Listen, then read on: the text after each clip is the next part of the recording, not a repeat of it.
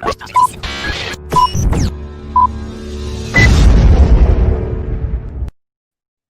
morning, happy campers, and happy Wednesday. We made it, yes. Although we still have yet to make it all the way through the news that we want to cover from what we missed over the Thanksgiving break. I don't know what to think anymore. I guess it's kind of my job to pretend like I know what to think, what to make of all of this. Today's show's title, Everything They're Trying to Get Away With. Because I look at this big pile of headlines and I go, wow. Yeah, the criminals of the world operating under color of law in the name of authority and the public interest are still up to their old tricks. I think more so than ever right now.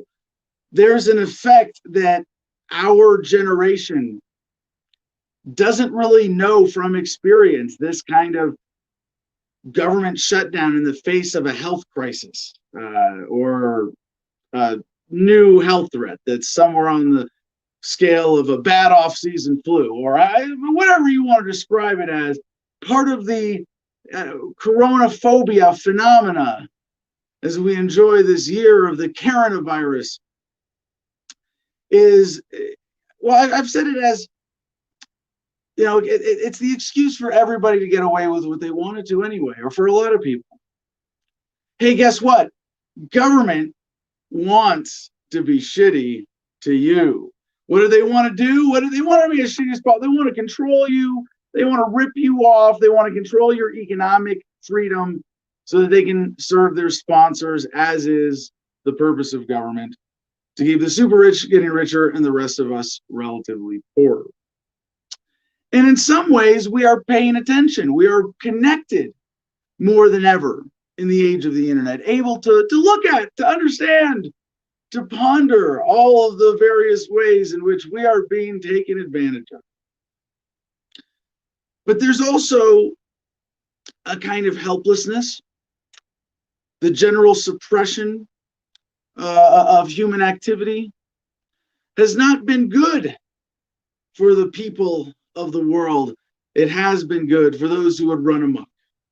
It is good for those who would take advantage of the situation.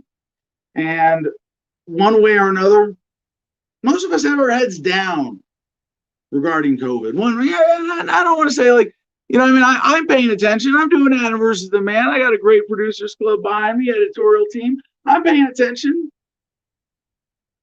I got to admit, and it kind of hurts. Not as much as before, at least not fighting back, not organizing, not as active, partly due to challenges related to Corona. Whole host of other things there we're not going to pick apart today. But there's this phenomena that I'm starting to see, and a lot of people saw this from the beginning, and I think I did in other terms. Not that it's any kind of special insight, but one that I think I need to share in order to feel like I'm doing my journalistic duty, my responsibility to you, the audience. Calling this a news show, saying that you can plug in and listen to me for 2 hours a day, 5 days a week, with the help of this awesome team behind us, and have a decent view of what's going on in the world. Well, I think an important part of that service is not getting caught up in the headlines. I mean, this is a news show. We talk about the news. We talk about, we're looking at the world, seeing what's going on, current events.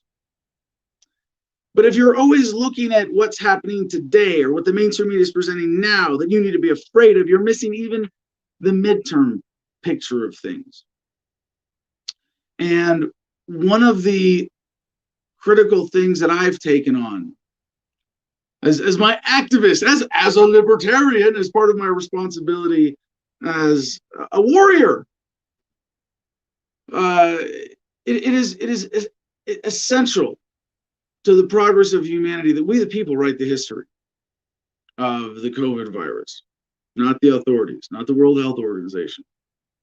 And to finish the point, there seems to be another dynamic here that I haven't discussed sufficiently. I'd like to present this today for the audience, for anybody watching out. If you're watching, you value this message, You understand that what we are doing in independent media requires an active and engaged audience. Share this show right now. Just you can listen and share at the same time, right?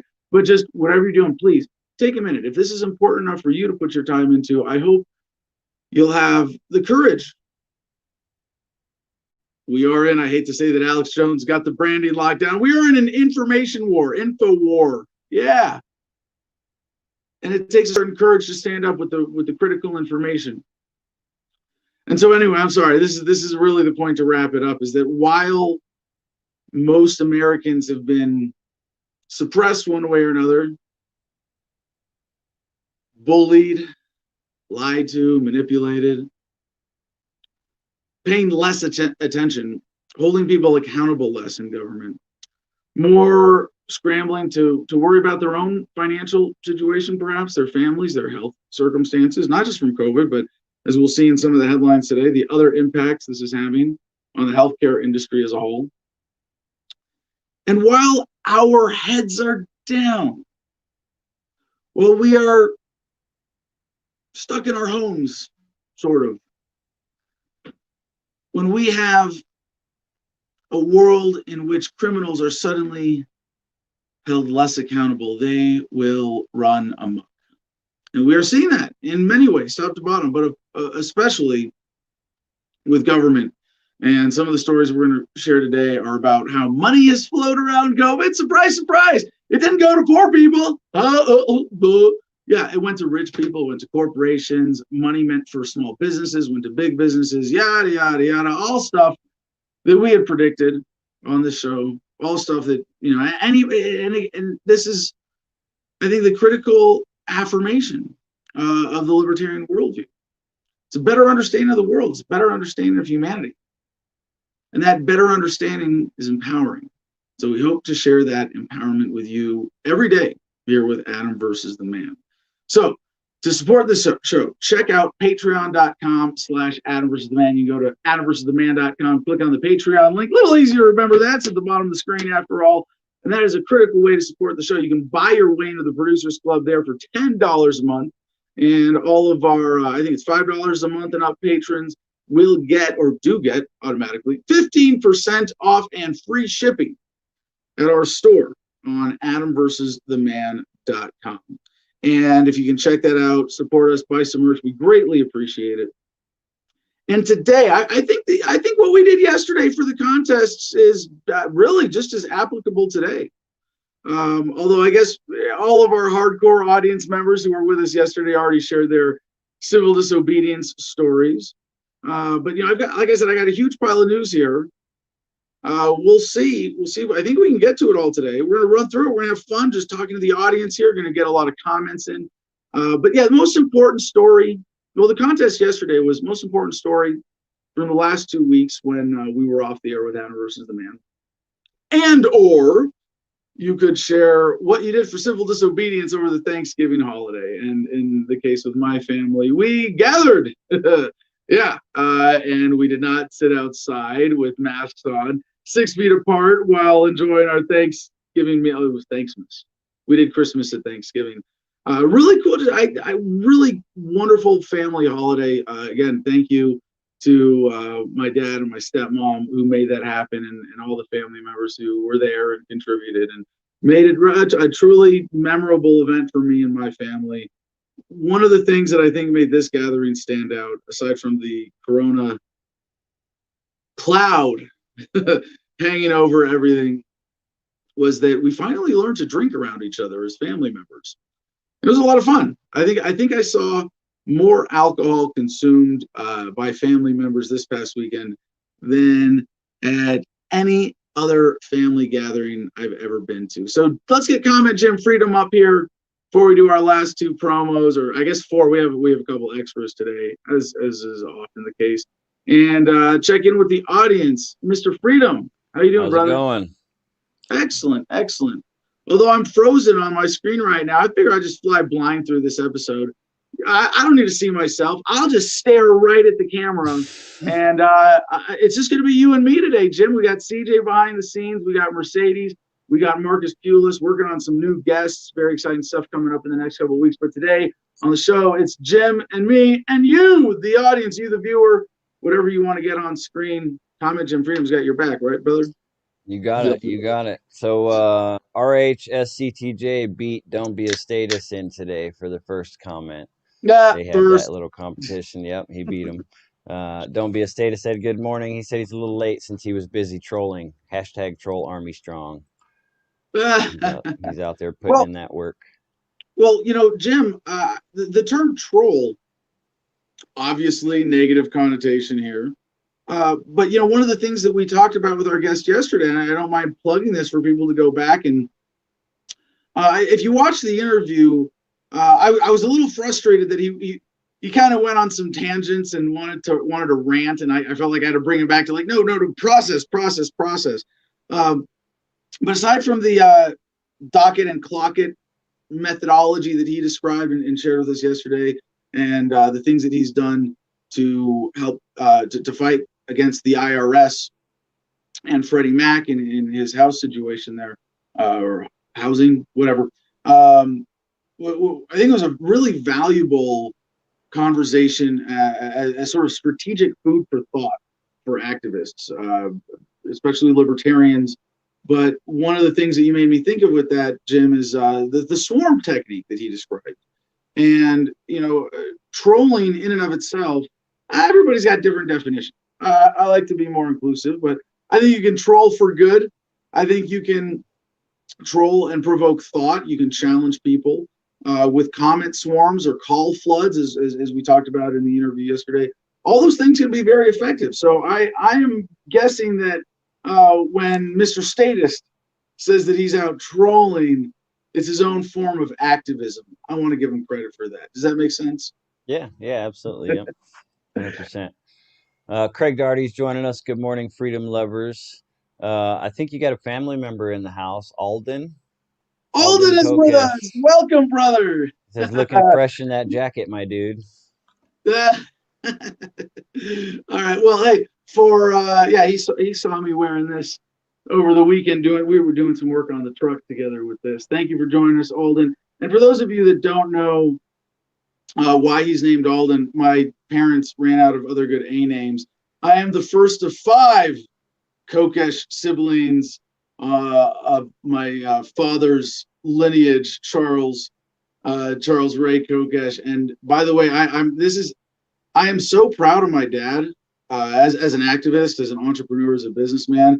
It's really kind of hard to portray, and it's hard to say. And in fact, in some ways, quite literally, with his legal case. If anybody here is not familiar, check out Kokesh versus the SEC, as in Securities Exchange Commission. It was our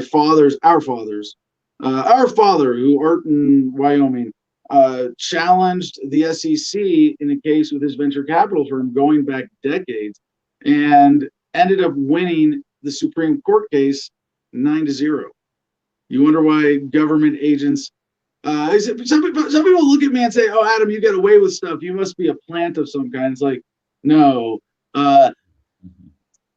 Most law enforcement officials in the U.S. have a healthy fear and respect for me. And I don't want to say like fear, like, I better hurt people, but that I would fight back and hold people accountable and take it to the Supreme Court if necessary. So I think I mentioned it on the program yesterday, but Alden may be coming on, exploring some ways he can help out with some of our pending legal cases, including the big lawsuit with YouTube. I say big, it's not even happening yet. It might not happen, but as CJ will tell you, and if anybody's been watching the show for a while, you know that we are, man, I hate to use the V word. We're not vaginas. We're victims. Victims. We are victims here of particularly dangerous, exploitive fraud from YouTube. And I gotta say, it was really cool connecting with Alden this past week. And one of the things that I really appreciated that I didn't really before was that despite being, I don't know, Alden and I didn't have the thorough ideology conversation, but he's not libertarian. I mean, everybody's a libertarian, they just don't know it yet. Everybody loves humanity and wants us to live in harmony and according to ethics of the non-aggression principle and nonviolence and respect for self-ownership, which is, libertarianism. But Alden, I respect that, not everybody's accepted the good word of freedom into their hearts just yet. And in Alden's case, he maintains. I don't know. I kind of center left. I don't want to put labels on him. If he wants to comment and correct me on any of this, we'll get Jim to read his comments into the record here.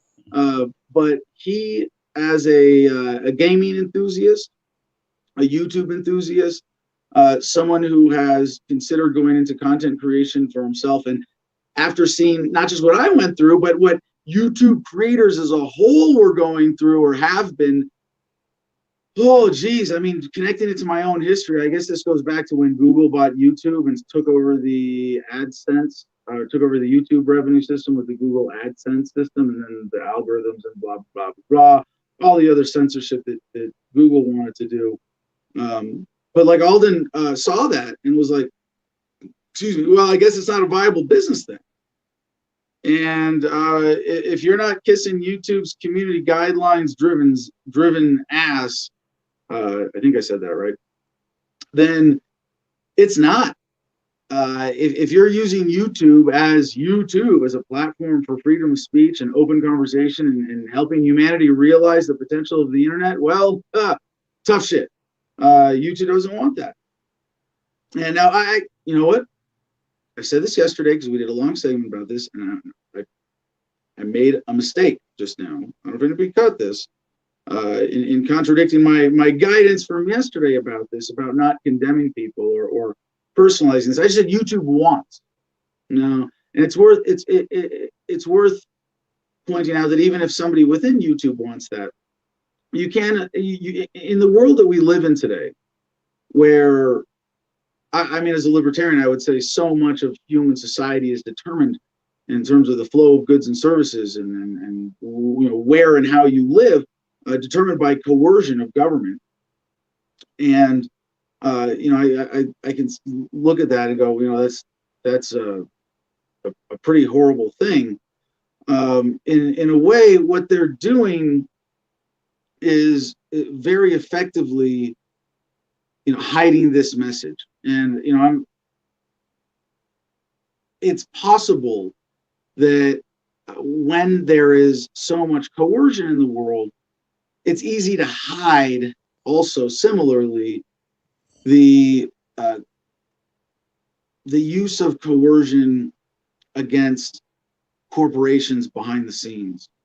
Some of that is kind of what you'd expect through the legislative process and bribes and politics and licensing and federal contracts and sweetheart deals and things like that. But it's also possible that remember the owners of Alphabet came out as Hillary Clinton supporters. Maybe they just didn't want to be suicided. The people who are seeking power in government, anybody running for president on anything other than a platform of like what I was, essentially throw the ring in the fire, is running to take on the greatest single source of power in the world. And in order to maintain it, they know that they're going to have to do horrifically unethical things. You think they're afraid to step over a few people on their way to the top? No, of course not.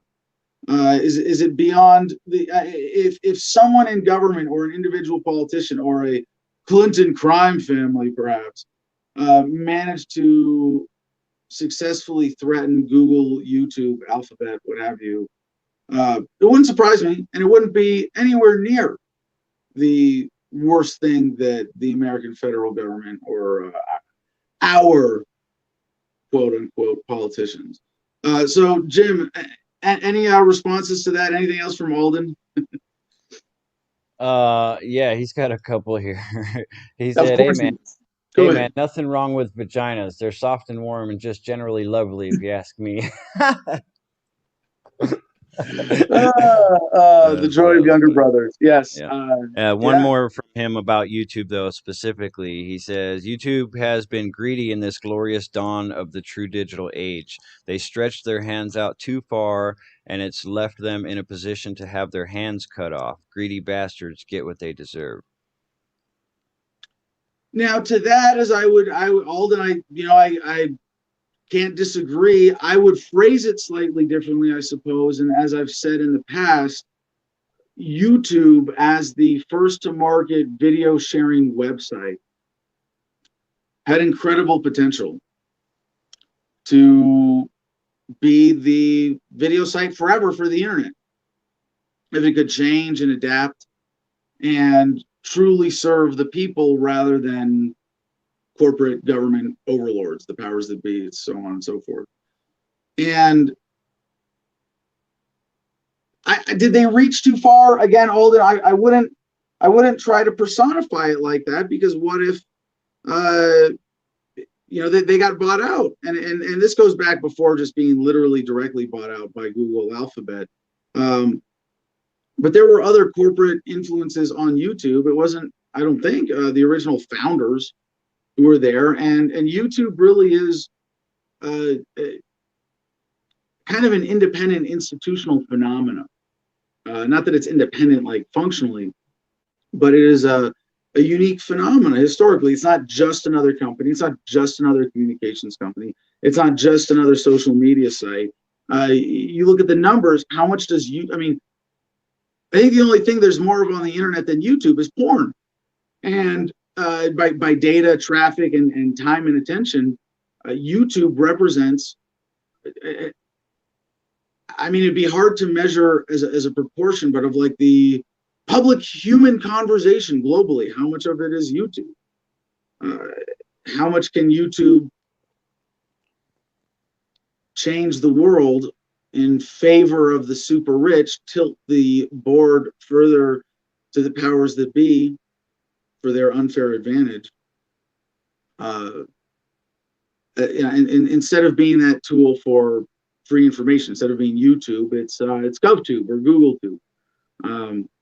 But yeah, the trend, when Alden says they reached too far and now they're going to get their hand cut off, the metaphor doesn't fail in its core intent there. Like, yeah, YouTube could have been this incredible resource for humanity. The founders could have kept making money. All the shareholders could have still made out, but it could have been done in an honest way, and it could have transitioned. It could have helped lead the way, actually, to a more decentralized internet. And I think that's ultimately where we're going. So are they going to get their hands cut off? No, but eventually, if YouTube remains committed to this rigid corporate model, it will not be able to adapt to the future of the internet, which is decentralized blockchain. And we've got some cool stories about that today. So Jim, any other comments before we get to the first chunk of the news? We will be checking in with Jim and y'all in the comments periodically throughout the show today, looking for contest entries. I mean, generally, just so everybody knows, like best comment on the show, like we don't have to have a contest. I'll just give away a Producers Club membership because we're free like that, right, Jim? Absolutely. You got it. Well, Alden admits he was being dramatic. He says, I'm a bard after all. Pablo Damon says, like every weapon, YouTube has not always been a weapon. There was a time when it was cool. YouTube was not always a weapon.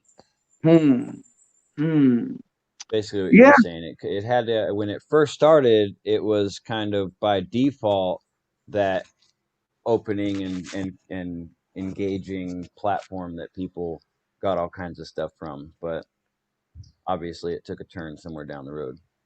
I would even go further than that and connect it to Facebook censorship and to a much lesser degree, of course, Twitter censorship. And again, speaking from my experience, it seemed like around the early years of my independent media career, sort of 2007 to 2013, maybe earlier, there was like a golden era of independent news on the internet. And you could feel it. It was palpable.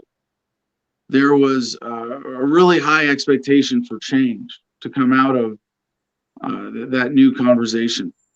And you saw, that was when Adam versus the Man grew the most in subscribers and staff and business wise and in production quality. And since then, it's been a serious struggle. And that's all I'm going to whine about that for today. Jim, any other comments? Well, I got to take my dog out, and we got tons of news to get through, so you better get to it, and we'll get back to the comments. All right. Do I look okay? I can't tell how framed I am. How's my hair? It's funny. Quick personal note.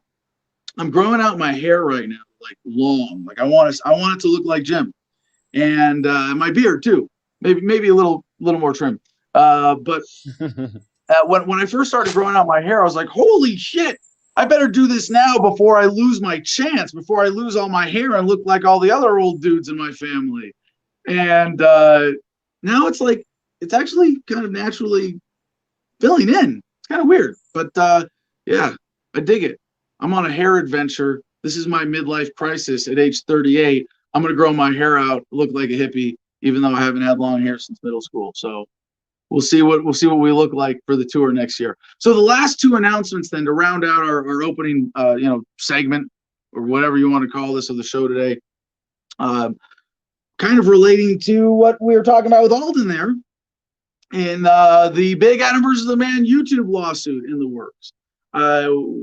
We need help with this, even in the research phase, and we're going to have at very least a conversation with myself and CJ and Alden and a few attorneys to see what the options are, and to do the research on how YouTube has been challenged so far in the past, mostly unsuccessfully, believe it or not. They got a lot of lawyers. I think they've got the best lawyers money can buy, in fact.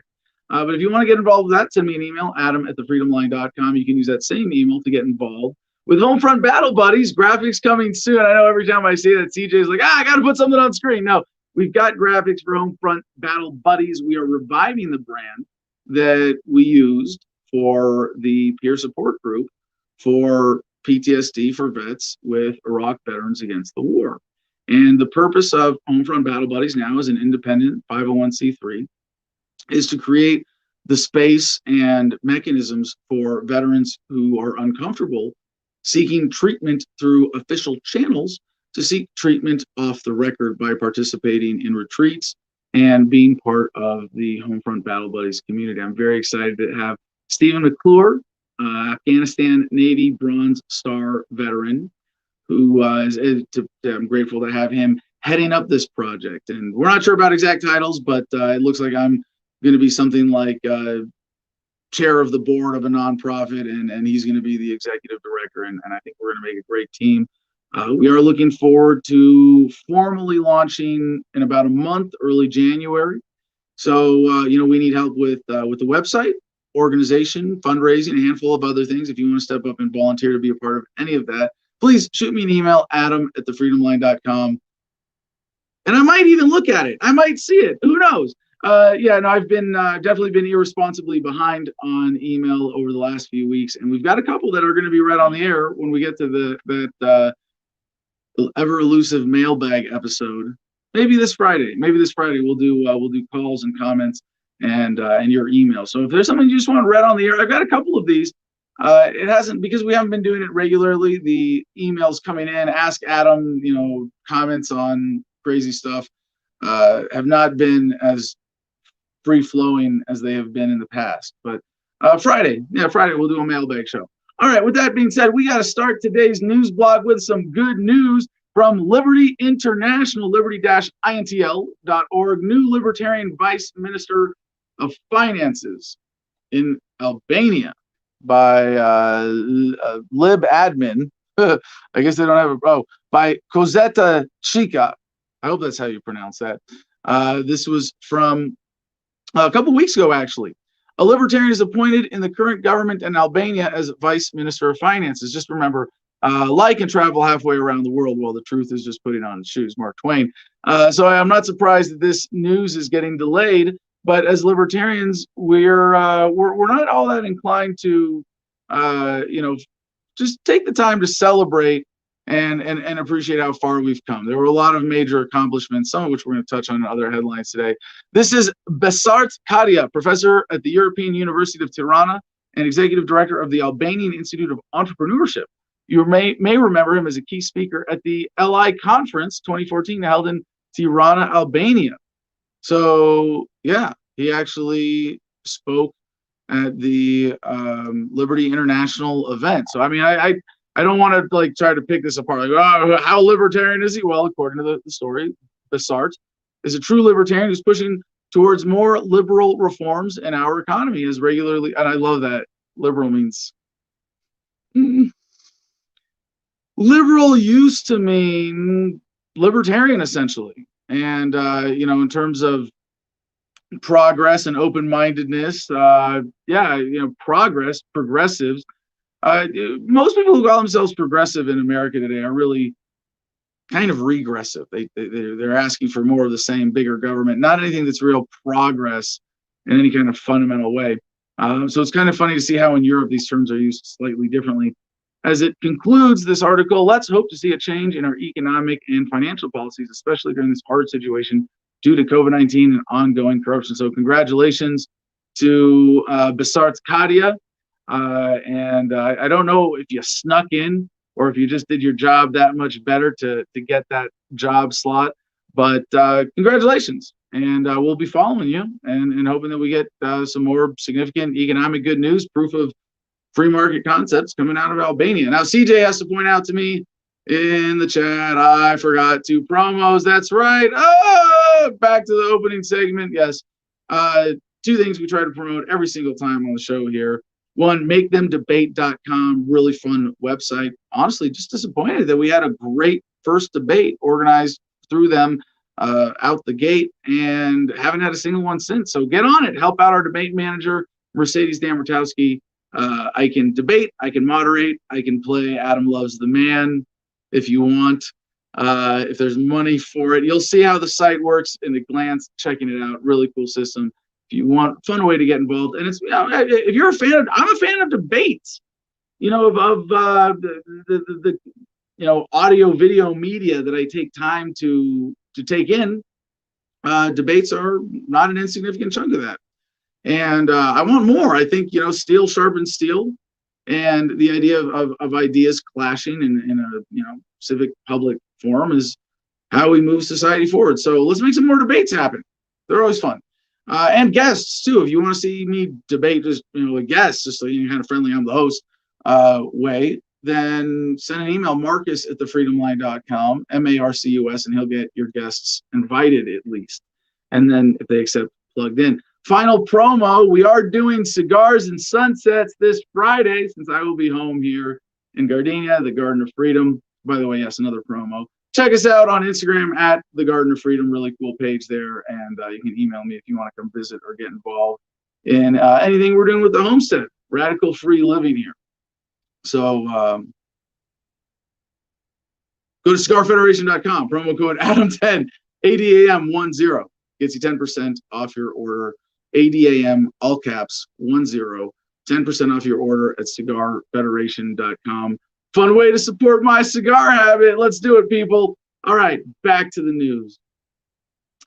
CBS News has this headline: suicide claimed more Japanese lives in October. October is 1 month. 31 days. October is 1 month. More Japanese lives in October than 10 months of COVID. Far more Japanese people are dying of suicide, likely exacerbated by the economic and social repercussions of the pandemic than of the COVID-19 disease itself. While Japan has managed its coronavirus epidemic far better than many nations, keeping deaths below 2,000 nationwide, provisional statistics from the National Police Agency show suicides surged to 2,153 in October alone, marking the 4th straight month of increase.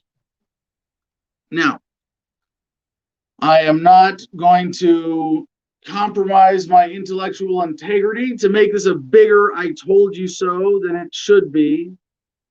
But I told you so, and I hate to say it now because this is a grim occasion,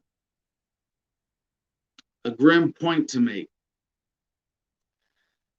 And part of it is just, if you had just listened to the libertarians, less people would have died. And now you see it right in front of you. I mean, I think back to the opening monologue I did a few weeks ago. Like, are you still on the sidelines? Really? Did you not notice that what is playing out in front of us in the world today affects you, your family, your community, your friends, your whole global human family is affected by this. And the I told you so here is, I told you the cure was going to be worse than the disease if you do it this way. And you did it this way. And, I've been watching this, and I've been trying not to, look for headlines, misinterpret. Like the big one, CDC says only 6% of COVID deaths are caused by COVID alone. And some of the, who are on my side of the issue overall of like, hey, we need to challenge coronaphobia. We need to challenge the fear mongering. We need to challenge the propaganda. Some people ran with that and said, oh, look, only 6% died from it. Well, who knows how many of the other 94% of cases had COVID as a significant contributing factor. So you can't just, tease that out. But to this statistic that we have now for Japan, this sentence from CBS, while Japan has managed its coronavirus epidemic far better than many nations. You go, really? Because if the result is, somewhere on the scale of 10 times as much suicide as COVID deaths, I would say you fucked up. But there's this blindness in the propaganda that CBS is more than happy to pass on here, which is that, I guess one way of looking at it would be, hey, a COVID death is such a horrific thing that it needs to be avoided at all costs, no matter how much of the economy we have to ruin, how many lives we have to ruin, or how many other people we have to push to suicide. It doesn't matter. We're handling it well. Oh, I'm helping. Yeah, sure. Okay. I want to do the Ralph voice from Simpsons. I'm a wartime president. Yeah, okay. And a lot of this really does connect with Trump and how he got, I think, pushed into this, having initially resisted jumping on the coronaphobia bandwagon. And at some point, someone whispered to him, hey, dude, you really should go along with this. You're going to make a lot of money if you do. And what we've seen is that a lot of the money supposedly going to COVID relief went to Trump family businesses. Surprise, surprise. So this idea of the cure being worse than the disease, like I said, I don't want to exaggerate my I told you so moment here. Because, I was talking about the global effects with a focus on my home nation, the United States of America. And here the statistics are really hard to tease out. But, this deaths below 2,000 nationwide for Japan. Could it be closer to 6% of that number? Could the cure be that much worse than the disease, a scale worse? Yeah, well, it could. And it looks like that's what's happening. As I've said from the beginning, again, you do it this way, the cure is going to be worse than the disease. And at some point, you're going to see more people dying and suffering as a result of the shutdowns and the lockdowns and COVID policy relative to COVID itself. And one of the recent examples we've seen of this is the vaccine. They want you to take the vaccine. There are a lot of reasons behind that. Fortunately, it looks like federal employees might be the first guinea pigs for this particular vaccine. So, and just general common sense health advice. Unless you're on your deathbed and it's a possible savior for you, don't be the first one to take any medications. You see the way the COVID vaccines are being rushed to market, to approval, to bragging about how great their effectiveness numbers are. And like we pointed out on the show yesterday, Thomas Massie, a libertarian-leaning congressman, came out and tweeted that the vaccines have a 70 to 90% effectiveness rate, whereas natural immunity of being exposed to the virus is 99.99% effective after 8 months. And I don't know where he's getting that statistic, but I would want to know before taking a vaccine if perhaps supervised exposure, you get exposed to the virus and in a small quantity under supervision. And from what I've seen of the side effects with these vaccines, they're worse than the virus itself. I don't know how they've convinced so many. I mean, I know lies, propaganda, et cetera, et cetera. It is a sad, sick state we find ourselves in. And in some ways, we're going to have to do the math. We on Adam versus the Man are going to have to do some math. No, but independent media, people fact-checking government are going to have to do the math and say, was it worth it? I'm going to go out on a limb and say no. And in terms of we the people, as opposed to the authorities writing the history of COVID-19, the intersection with the issue of suicides over this past year needs to be remembered.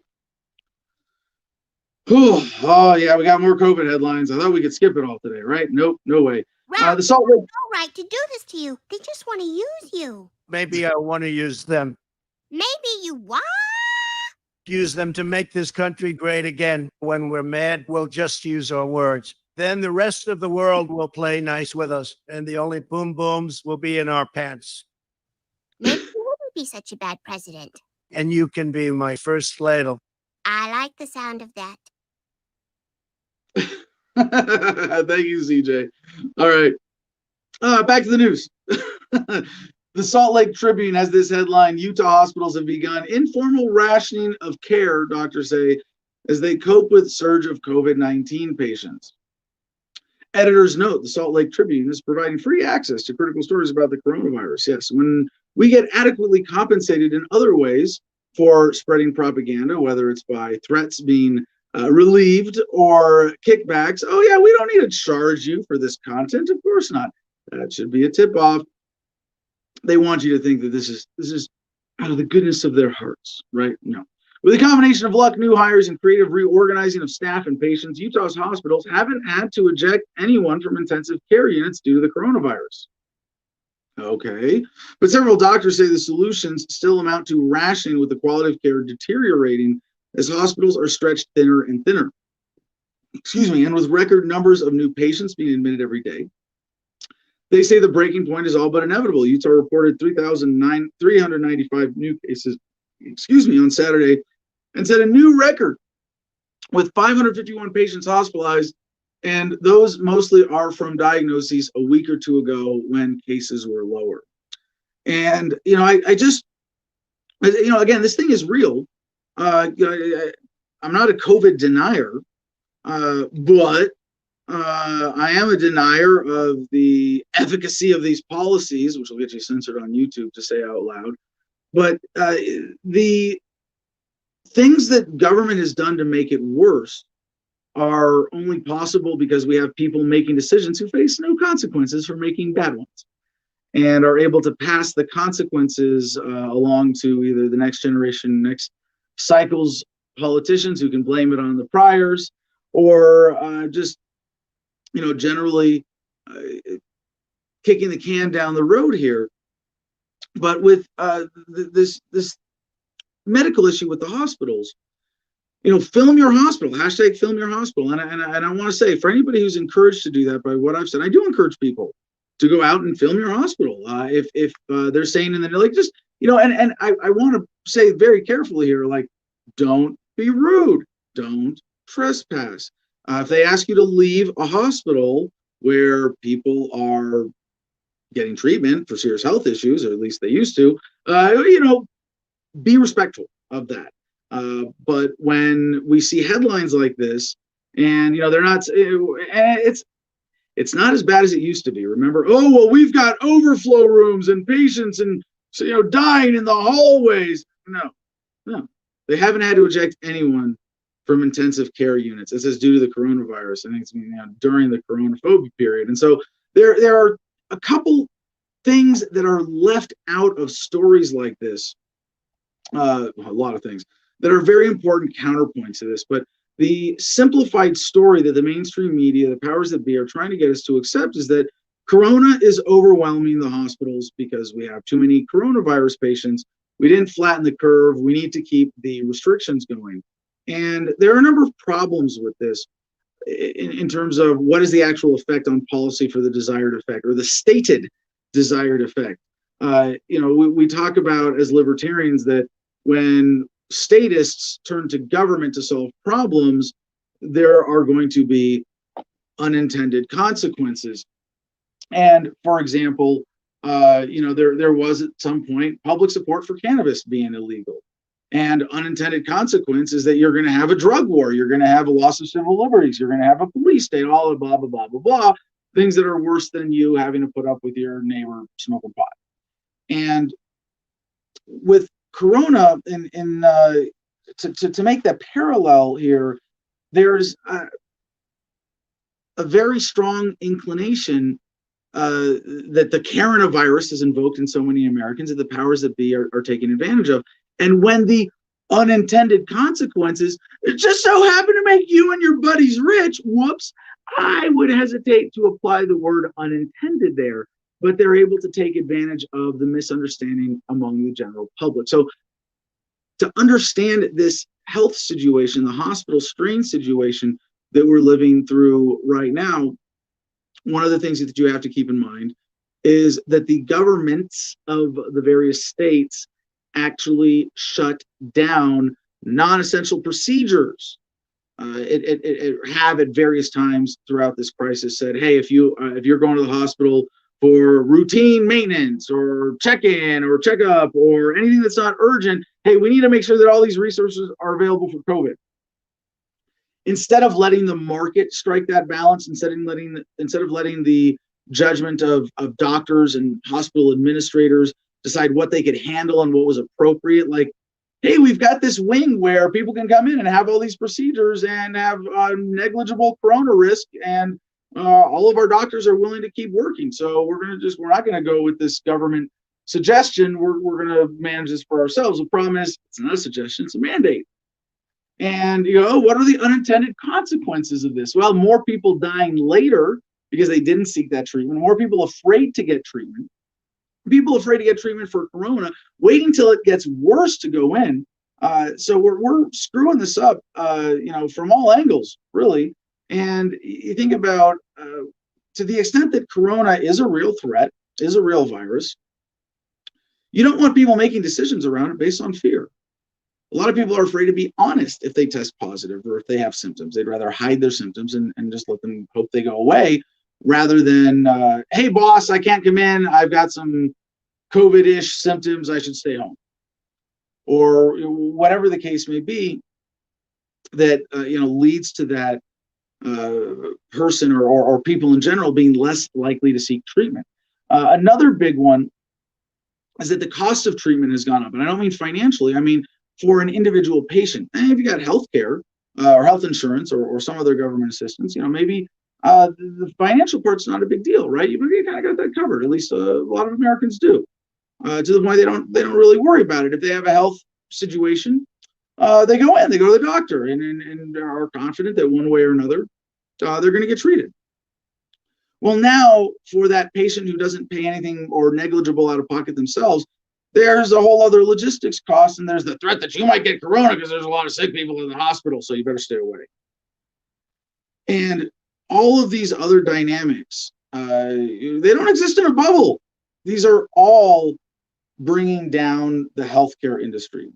There is one silver lining to this, I suppose. There are a lot, but as the story goes on to say, healthcare is changing, and there are a lot of things that this is forcing in positive change that people were denying or putting off or just sort of stuck in a rut. That this forced them out of in a positive way. Working from home being the big obvious one that a lot of people have gone, oh geez, I didn't really need to be commuting this whole time. How about that? And with doctors, I think telecommuting and the legal structure being accommodating of doctors practicing across state lines. If you call a patient who's not in your state where you're licensed, you'd be violating federal law. We've seen some of those restrictions ease, and we've seen a new expectation emerge that, hey, if we can do this remotely, we're going to do this remotely, right?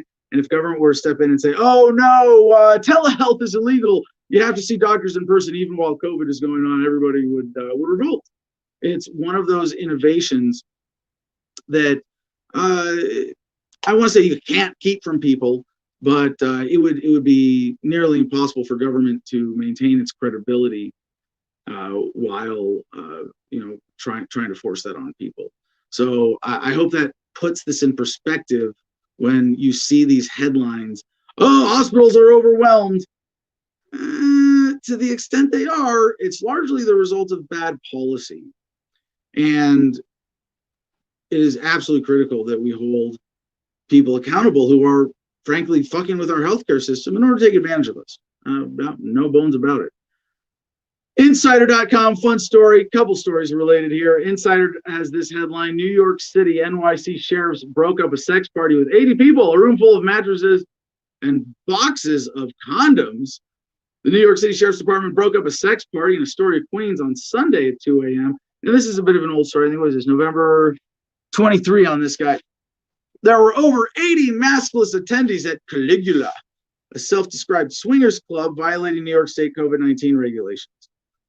Two party organizers and an attendee were charged with multiple misdemeanors for breaking COVID-19 regulations and selling alcohol without a liquor license. How dare they? The party comes days after New York City schools closed indefinitely due to rising COVID-19 rates. Yeah.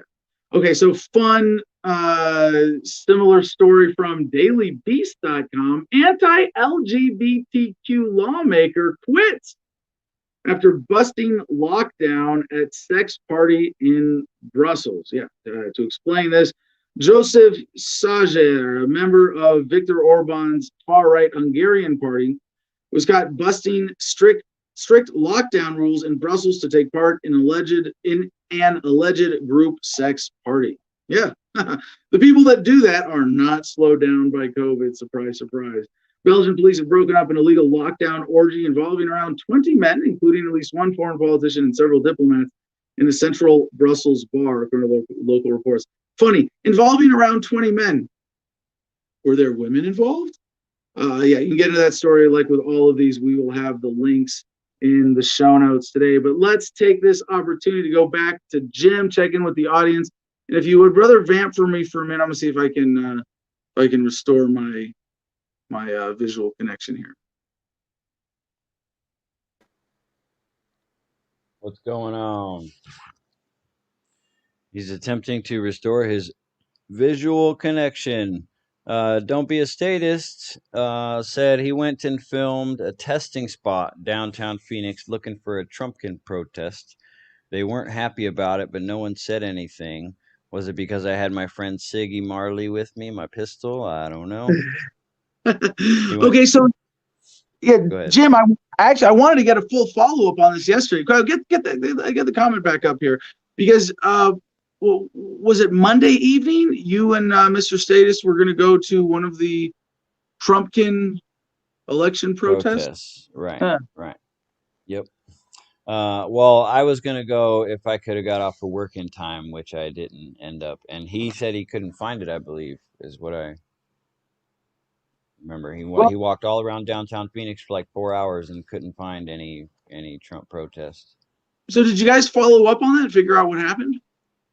Not that I know of. No, no, they just didn't. They either didn't show up or like I don't know. Makes me think that the whole thing was just organized by the Russians in order to fuck with Trump supporters now. Yeah. But to Mr. Status' point, he's saying that he went to a COVID testing spot and was filming there just as he was looking around because he came across one randomly around downtown Phoenix. That's great. Right. But yeah, you show up filming with a gun. Only the innocent won't be bothered by that. Only people with nothing to hide. If you show up with just a camera, there are some assholes out there who will think they can smack it out of your hands, as if you don't know how to live stream, maybe. But yeah, it's an interesting way to expose people. Just show up with a camera while legally armed. So good for you, Mr. Status, for applying that.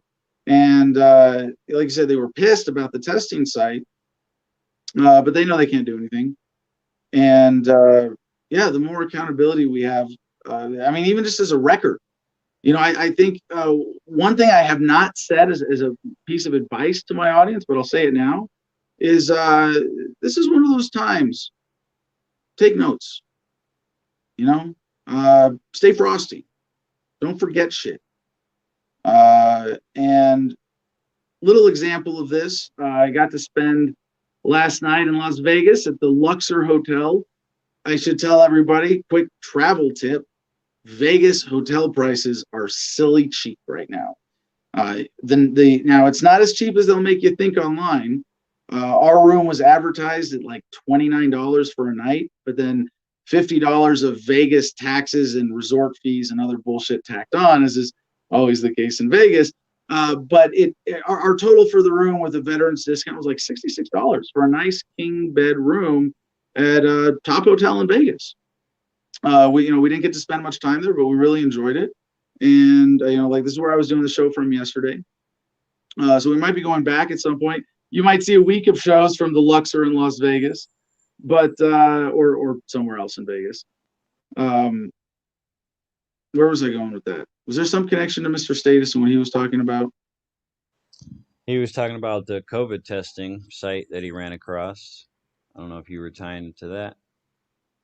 I don't know. I think I just went off on a totally random tangent there and forgot what to bring it back to with because I know I'm a little scattered, but I think today it's appropriate because we are getting through a big pile of headlines and we're going to race through the next section. But any other critical or contest entry worthy comments? Well, I haven't seen any contest ones. I have to go through and look again. Alden chimes in again. He says, what to do with all the office buildings that will be empty after the companies realize they're a waste of money? That is a great question, Alden. And that's the kind of question we love pondering, answering, doing our best to.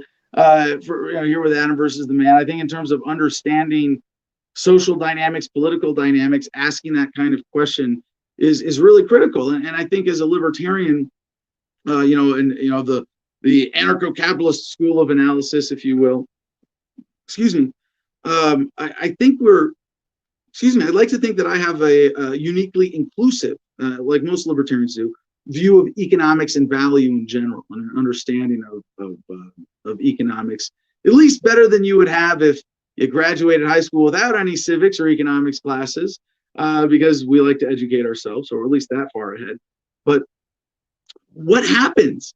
And Alden, your question gets to the much bigger commercial real estate crisis, which we covered on the show, going back to, this is where it's like I got to start writing stuff down. I want to start, I want a COVID calendar, sort of mark events. I keep a Google calendar; it's got all my stuff in it. But the reason I was connecting, I'm sorry, Jim. I realize now, after that fun tangent about Vegas, why I was bringing it back.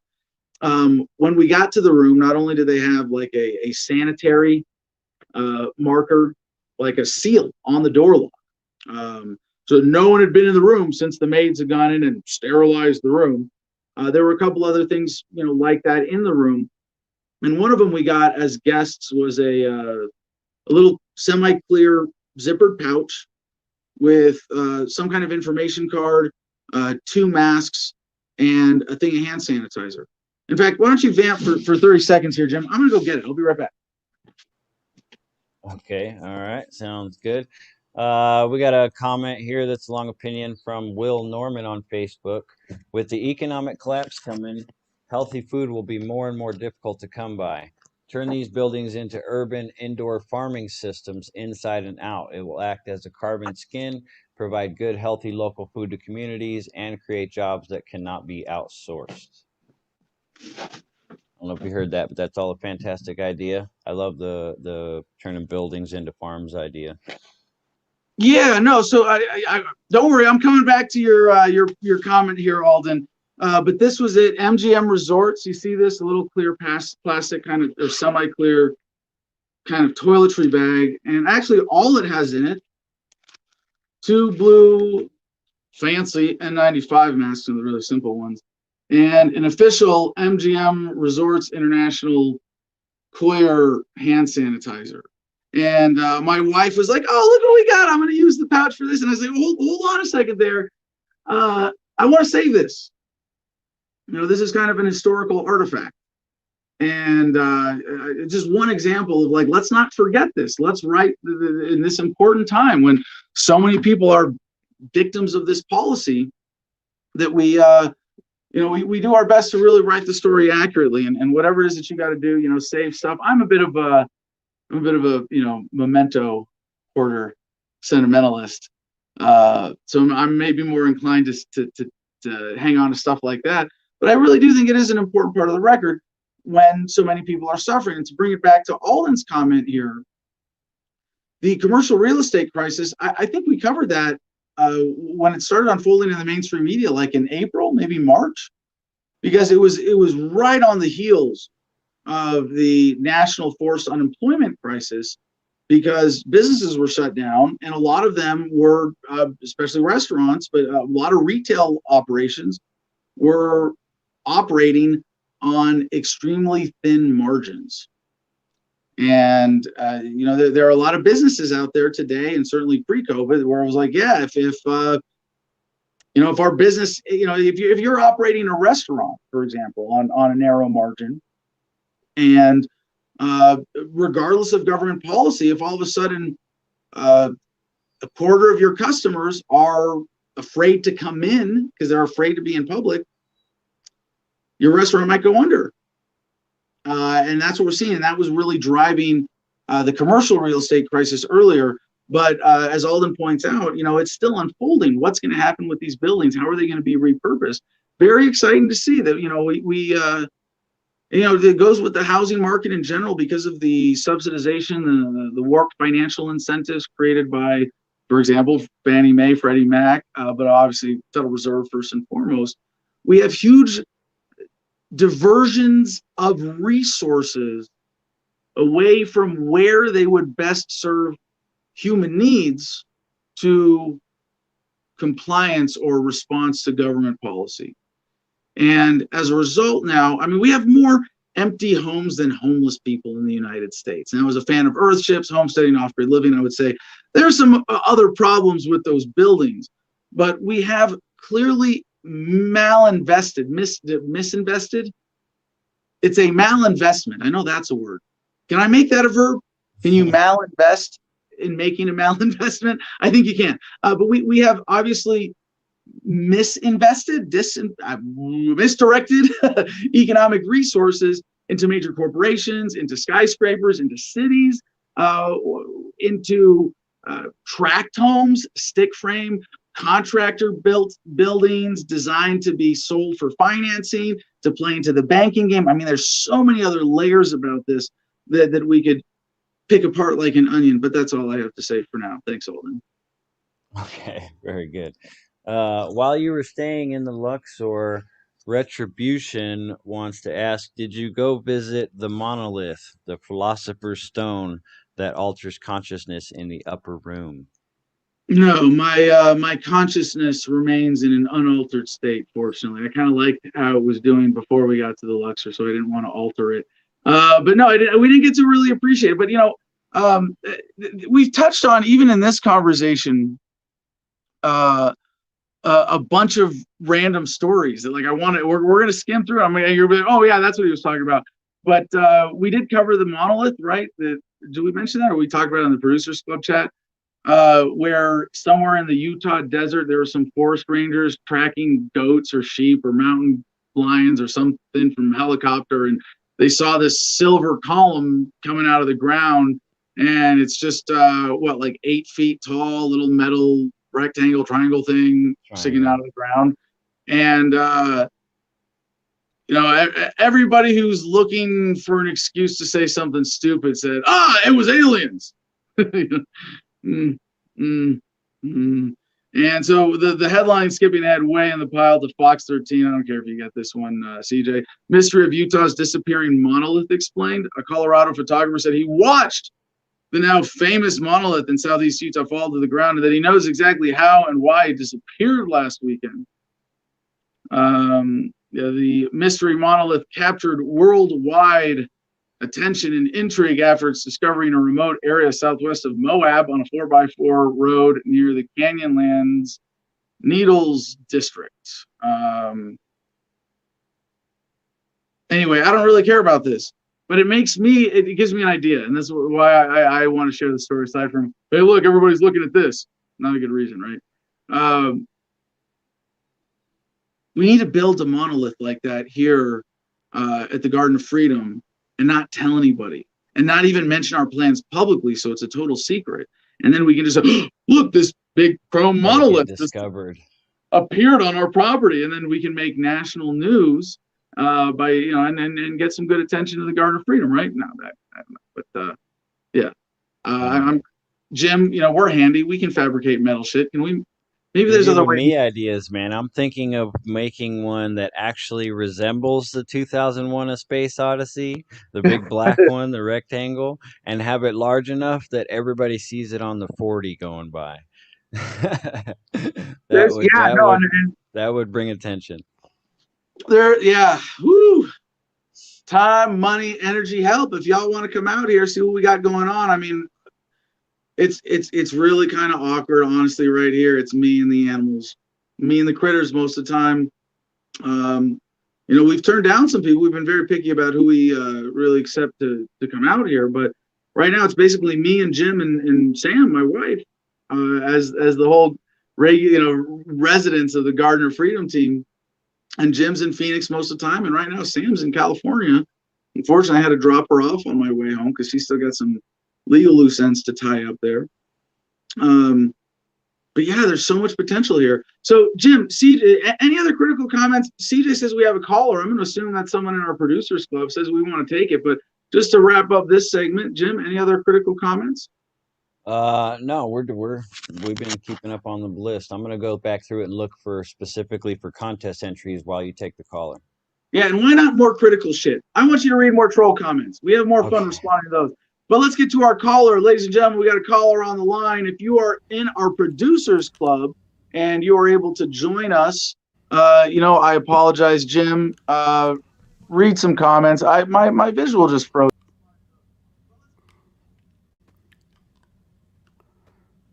Oh man. Sorry, technical difficulties there. How are you today? Can you hear me? Did I just leave our caller on screen by themselves? That's cool. Yeah. All right. All right, I'm back. Thank you for bearing with us. Who is that joining us today? Are you there? Can you hear me? Joel Frank Cash Jackson. I'm sorry, I didn't recognize you. I'm flying blind half the time doing the show because my screen is so dim. Silly technical shit. Yeah. I fake it though. Most of the time people can't tell. Cash, brother, coming to us from Chicago area. Where are you these days?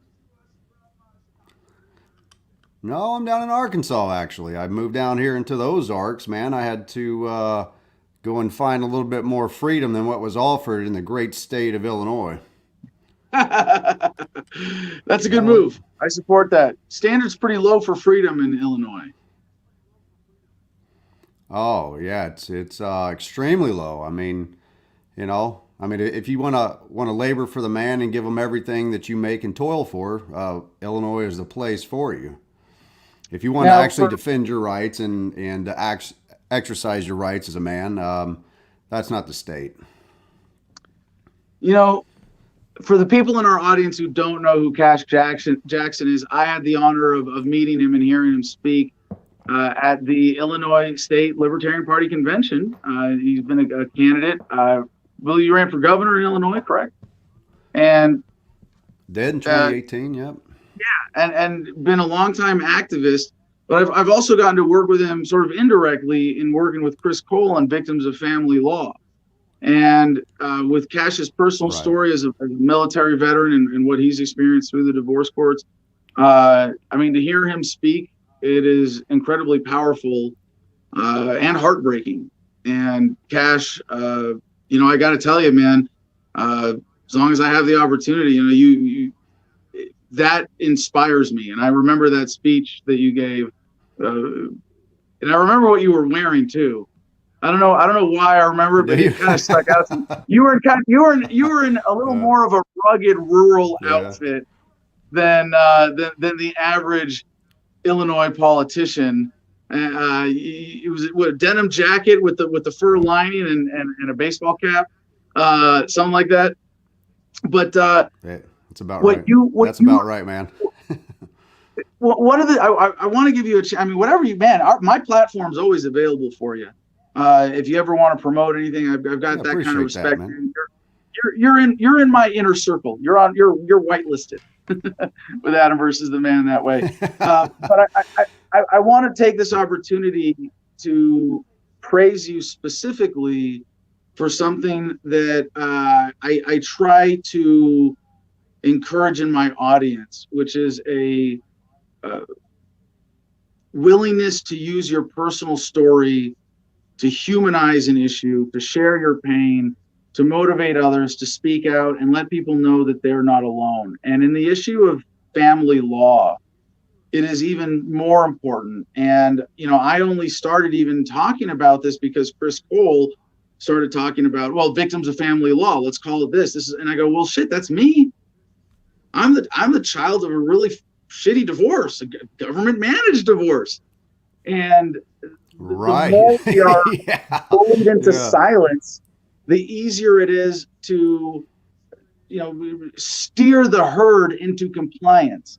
And I'd like to think that, you know, with what I've talked about in my personal experience, more relevant to current events with the VA, my military experience, and things like that.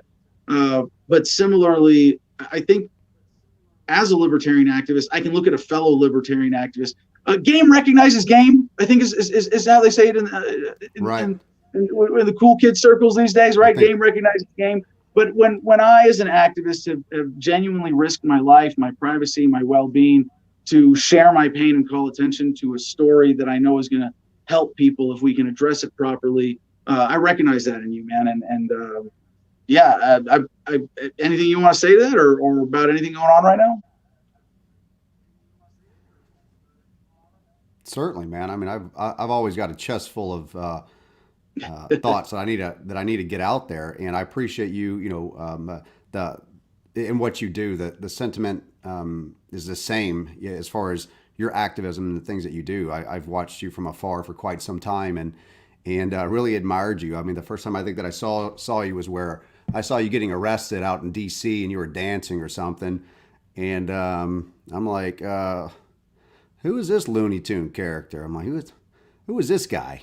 And I got to asking some questions and looking into you. I was like, man, I like this guy. He kind of reminds me of me.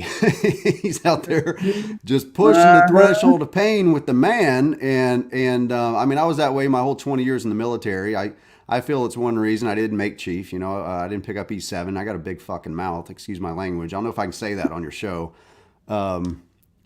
But I got a big mouth, and I've always had how many years were you in? 20? 20, yeah, I did full 20. And you didn't make E7? Yeah, I mean, did full in 20. the Navy, all you have to do is not get caught blowing another dude on base or ship and on duty, and you get promoted every 6 months. How did you screw that up? Man, See, I wish that were the case, man. For the non-military nerds in the audience, aside from the general interbranch shit talking, we in the Marines tend to take pride in the fact that rank is hardest earned in our branch. When I say I was an E5 sergeant in the Marine Corps, that means something. You Air Force, Navy, whatever, Army, piddling peons who just picked up E5 for showing up and spelling your name right. Screw you. Yeah. I was in the Navy, the men's department, the Marine Corps. He was in, yeah. where So, you guys handled men's lingerie and yeah, we don't need to go down that hole. Well, that's like a show best reserved for after midnight. You know what I mean? well, Cash, we can trade insults all day, man. I'll do that all day. Well, I want to get to some veteran issues with you, and some, maybe sharing a little bit more of this critical thing that makes you unique as an activist. But it's worth pointing out that our production team is very veteran heavy. 3 out of 5 of our core team, military vets. Our producer CJ, also Marine Corps combat veteran. And I would say that, in the general population, Right. veterans, I think it was 9% of the population have served in the military. Yeah. Yeah, I don't know. I don't know what the number is. It's small. We all know that. It's We all about know it's that. a small percentage, and It fluctuates by how you count it and whatnot. But But- roughly 10% of the American population has, checked the box, signed an enlistment or commission document. And we are way overrepresented in the Libertarian Party and freedom movement. And there are 2 big reasons for that. One is, sorry? go ahead. Okay, so, No, so go one ahead. reason. I didn't mean to interrupt. Well, I want to get your take on this, but feel free to interrupt anytime, man. But one reason is that when you are the trigger pullers for government, when you have faced the worst of what government is capable of, and you don't have to be a combat veteran to see that the military isn't some brilliantly efficient, well-oiled machine. It's more like the post office in Cami, and if anything, less well organized and on time overall. But that's not what it is, and you come to be propelled by that experience to want to do something about it, to want to fight those injustices and inefficiencies and so on. But the other one is that while those of us who sign the enlistment document, I think we do it out of naivete. I don't think it's in line with divine masculine values or warrior values. I think the great perversion of Americanism from being about warriors to being about soldiers. Warriors stand up for what's right, put their lives on the line to defend the innocent, whereas soldiers, and you see where I'm going with the terminology here, soldiers are those who are willing to sign up to follow orders and kill for politicians. Big fucking difference. And for those of us who joined in a warrior spirit Big and difference. learned that, we need to find that somewhere else to serve humanity as warriors still in the freedom movement. Pretty critical place to do that, right?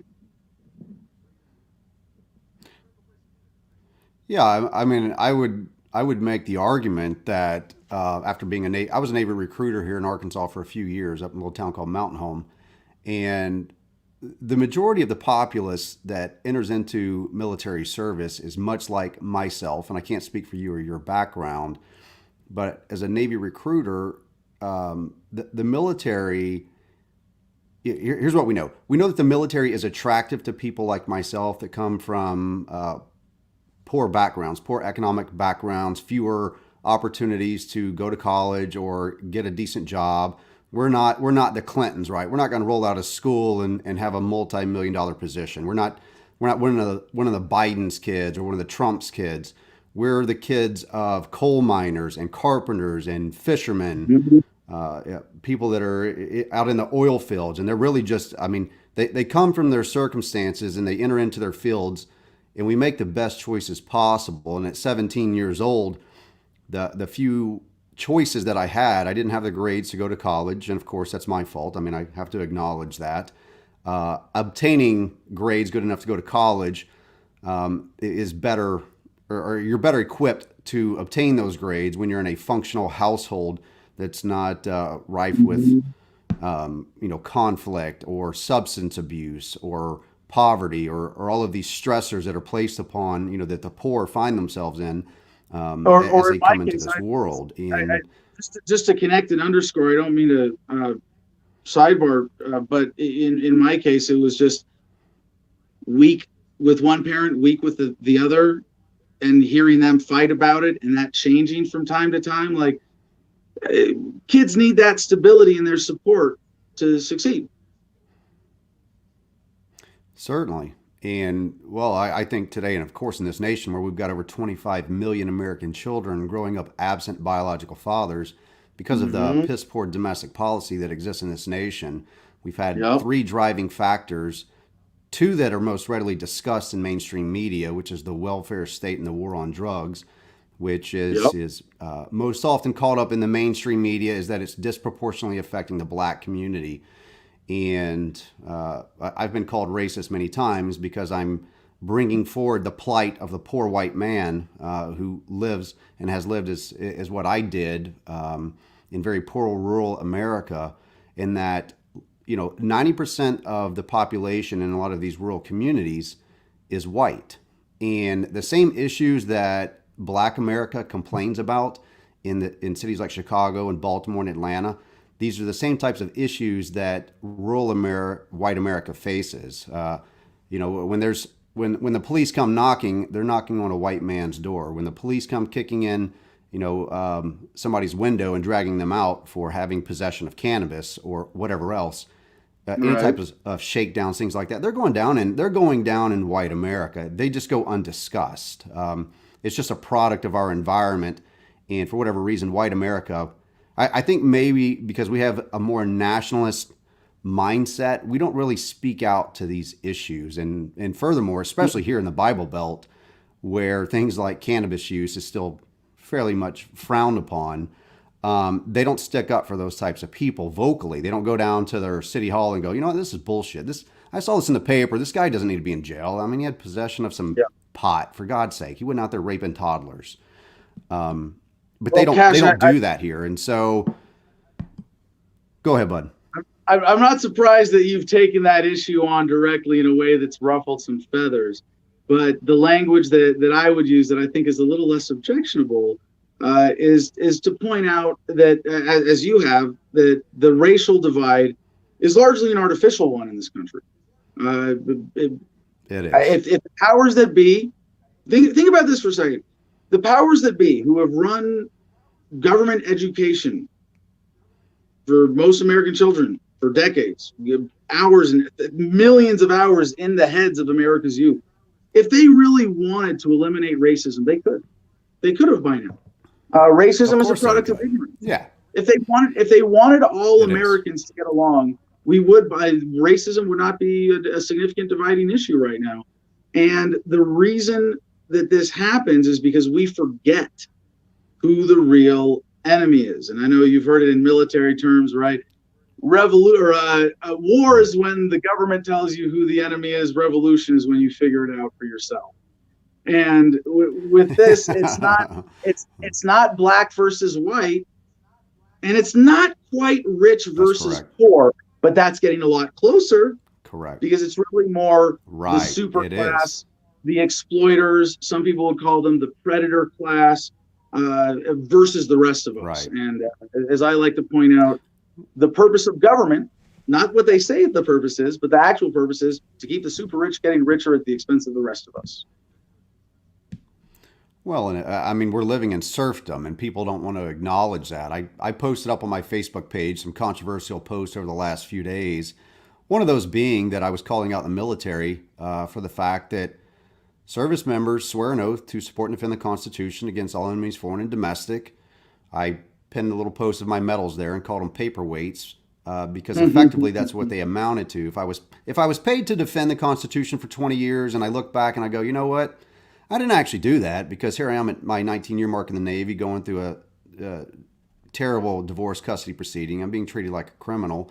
And of course, that evokes some emotion of betrayal towards my country on how the fuck are they letting this happen to me? I've held a top secret clearance. I've been a reserve sheriff's deputy. I've got all of these medals and awards and letters and blah, blah, blah, on and on and on.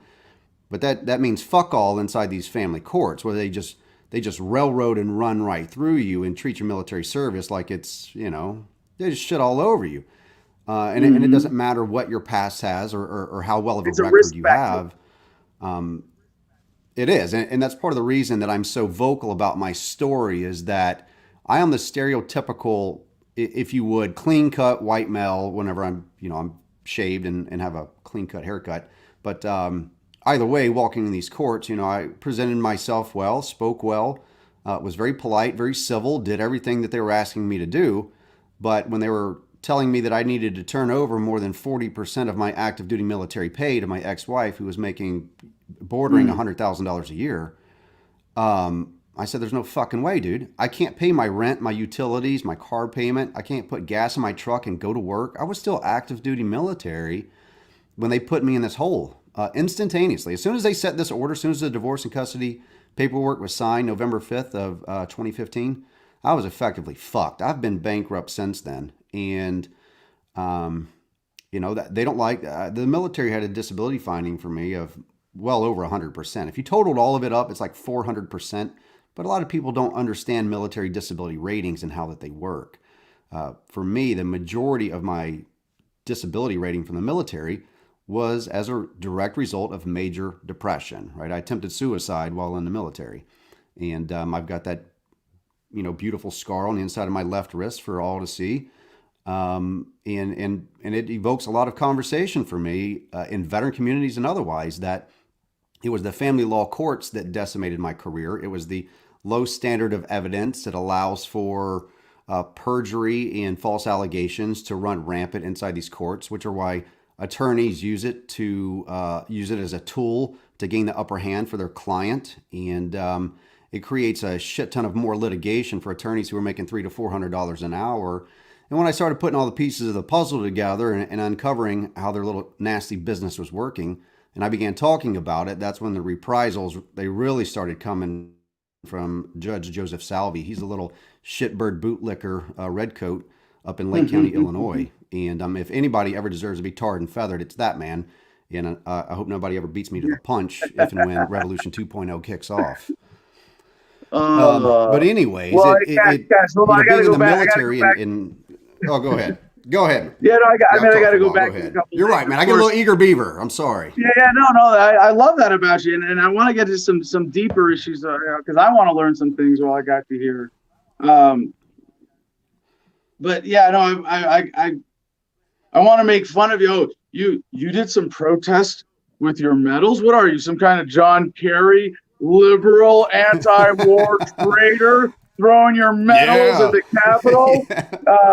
But I wanted to turn that to something serious before we get into sort of veterans activism, like really, really deep here, because there's a lot of shit you just said about your own story that most men, and it is largely fathers, not exclusively, but significantly in a very unique way, that fathers are victimized by the family law and family courts and all the other legal bullshit that you would call family law more broadly. And what they have done is really neuter a lot of dudes, and it's frankly fucking sad. Yeah, oh yeah. That divine masculine energy of men being supported as men is being taken away from a lot of us. And there's so much more to this issue. And I know that you and I mean, maybe we should do a panel on, modern American masculinity. I mean, maybe that's a worthwhile topic for us to focus a 2-hour show on. But what I want to point out, pressing issue. Yeah. Well, you and I have the advantage of sort of superfluously masculine appearances, right? I still look. We're handsome fucking men, Adam. Just say it. No, I was gonna go with rugged, but I'm still I still got I got a little more fat on me, not as lean, not as mean, still a Marine, but I still got pretty solid build here. I like to use it. I still got most of my hair. there's a reason facial hair trends heavy in the libertarian movement. It's not just right. parent basement dwelling neck beards. There's more to it than that. But Cash, how tall are you? Right. You're like 6'2"? 6'1". 6'1". Well, you Almost wear it 60, better yeah. than that. But like, you know, when you're 6'1", lean. 6'1" and 3/4. 6'1" There you and go. 3/4. Yeah. Just round up. Didn't they teach you how to do that in the Navy? Anyway,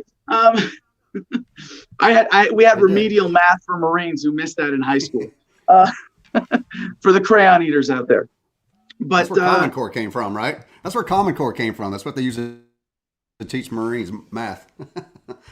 now I hate to say that, you know, having this persona or appearance is necessary, but I can't deny that it's a huge advantage.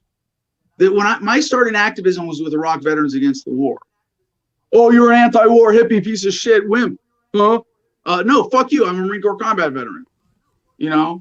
And right. I would have said that 10 years ago, Adam. That's the funny thing.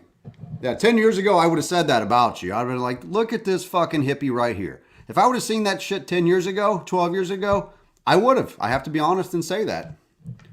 I have to be honest and say that I was that guy. And I think most of us are honest with ourselves.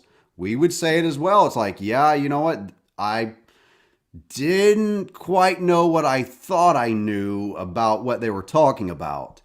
And once you begin to experience these things and you gain life experience, really, when you're impacted to the degree that I've been impacted, and many of these veterans who reach out to me who are hanging by a thread. I mean, I've lost more than 10 friends to suicide now. These assholes say that the veteran suicide rate is important to them, and all the while the VA has floundered about, Congress has floundered about. I read both pieces of legislation that just went through the House and the Senate here recently. None of it, not one iota, addressed anything about family law, when in 2010, the VA had just completed a 3-year study with the Office of Child Support Enforcement. It was called the Challenge Survey. It's hard to find these days for some fucking reason. After I started talking about this in 2016, miraculously, this survey, this 3-year study of homeless veterans, disappeared off of the Office of Child Support Enforcement's website. Now, I'm not alleging some conspiracy theory that once I found this thing and started talking about it publicly, they took it down. But that is chronologically, that's what happened. I found this in 2016 as I was struggling. Hold on a second. I want to, if you don't mind, yeah. I want to go back. I want to ask, you know, I'm not just making this observation about masculinity. I want to ask you a very pointed question about this. Because if you looked at me, you know, or if yourself from 10 years ago might look at who you are now and say, hippie, or, you know, loser, activist, you know, whatever, something changed. Right. And I would say that there is something in, you know, a few major core components of, I like the term divine masculinity. It sounds pretty hippie-ish, but, you know, the complete masculinity, or, you know, and you and I, by being on the male end of the spectrum, have one less challenge. But there are plenty of dudes out there, and this is the real phenomenon of the military. I mean, they make you shave so you look like a woman, you know, like, but they make you more feminine and obedient. You will groom to look good for the officers and look pretty in your uniform every damn day of the week. But what do you think has changed in you and allowed you to speak from that extremely confident, divine, masculine center where you can comfortably say, and I know it's uncomfortable. I mean, it's not that it's easy, but you can say, I've been a victim here. I've been fucked by the system. Right. I've been fucked by family courts. I've had my life ruined, my kids taken. I've had you know, untold hurdles thrown in my way by the government that I used to serve in the military. One of the ways that the powers that be pervert the warrior spirit in the general population is by putting forth this, and I'll steal these terms, a kind of toxic masculinity that is more about obedience. Absolutely. Rather than principle. Right. So my pointed question to you is, with all of that, like really, I mean, how much does that resonate with you? Does that kind of explain your experience? And what is it about you that empowers you to do something that is, I mean, it's fucking unmasculine. It is cowardly. It is pathetic to be a victim and then let yourself be bullied into silence about it. But because we have this perverse view of masculinity, they're able to get away with that in a lot of cases. So what is it that empowers you to not fall for that? You got a really big dick or something? Well, you'd have to ask my significant other about that, but she could probably give you a big affirmative on that one. Look, I honestly believe there's some of us who were made to do certain things in this world, and from the dawn of man, there's been those that have been harmed and stood idly by as their fellow man was harmed along with them, and unfortunately, they stood and watched and observed, sometimes from afar, sometimes close, as their fellow man had oppression heaped upon them. Where there's also men in those times and of these times who say, you know what, not fucking me, guy. You might trample other people's rights, but you're not doing it to me. And whenever you assert those rights, that masculinity gets you in trouble with these courts who are ran by beta males. Judge Salvi is a beta bitch male who I have no doubt was wedgied frequently as a senior in high school, and he's a walking sociopath that was just waiting for the opportunity to exact his years of revenge upon men, young boys at that time who probably had masculine male fathers who had a hard time restraining their young bucks. But regardless, there were men like me who fucking fought back. So when they were trying to put me in a trash can and wedging me at 14 years old, as a freshman in high school, I was fighting like a freaking rabid cat. You know what I mean? That wasn't happening. But that masculinity that we possess, where we, especially the intelligence combined with the masculinity, it's one thing just to be a brawn and a bruiser and to just be able to go there and throw blows. It's another thing if you can match somebody intellectually blow for blow, and then if you can match them on a field of battle blow for blow. Now, I'm not a combat vet. I never claimed to be. I'm just a fucking, trailer park scrapper. You know what I mean? If I don't want to throw hands with anybody. If I don't have to, I'll always seek peace. But in the nature of what we're dealing with in this country, I believe that we're headed down a road extremely rapidly where the American people are coming to the final, they're beginning to see that state overreach is really reaching a tipping point in this country to where they can't take it anymore. And I mean, just to compel me to go and stand in front of the White House in my dress blue uniform and in front of the Obama administration, in front of the Trump administration, you know as well as I do, it is so taboo for us as veterans to put on our uniform and do what I've been doing. And so then I would hope that for the intelligent person, it compels them to ask some thought-provoking questions. Why would this man do this? Here I am in uniform. I've got gold stripes. So I've got good conduct in my service. You can, for any veteran who can look at my uniform and know what it means, they would understand that I've been in the military for, or had been in the military over 20 years and had my, my warfare devices from submarines and deep submergence work. And they would be able to assess and go, look, the record's not adding up here. Here's this guy who's got this long, record of military service. Some bumps and bruises along the way. I went to captain's mast early on as an E3 for drinking underage and little shit like that. Got in trouble and had my course corrected.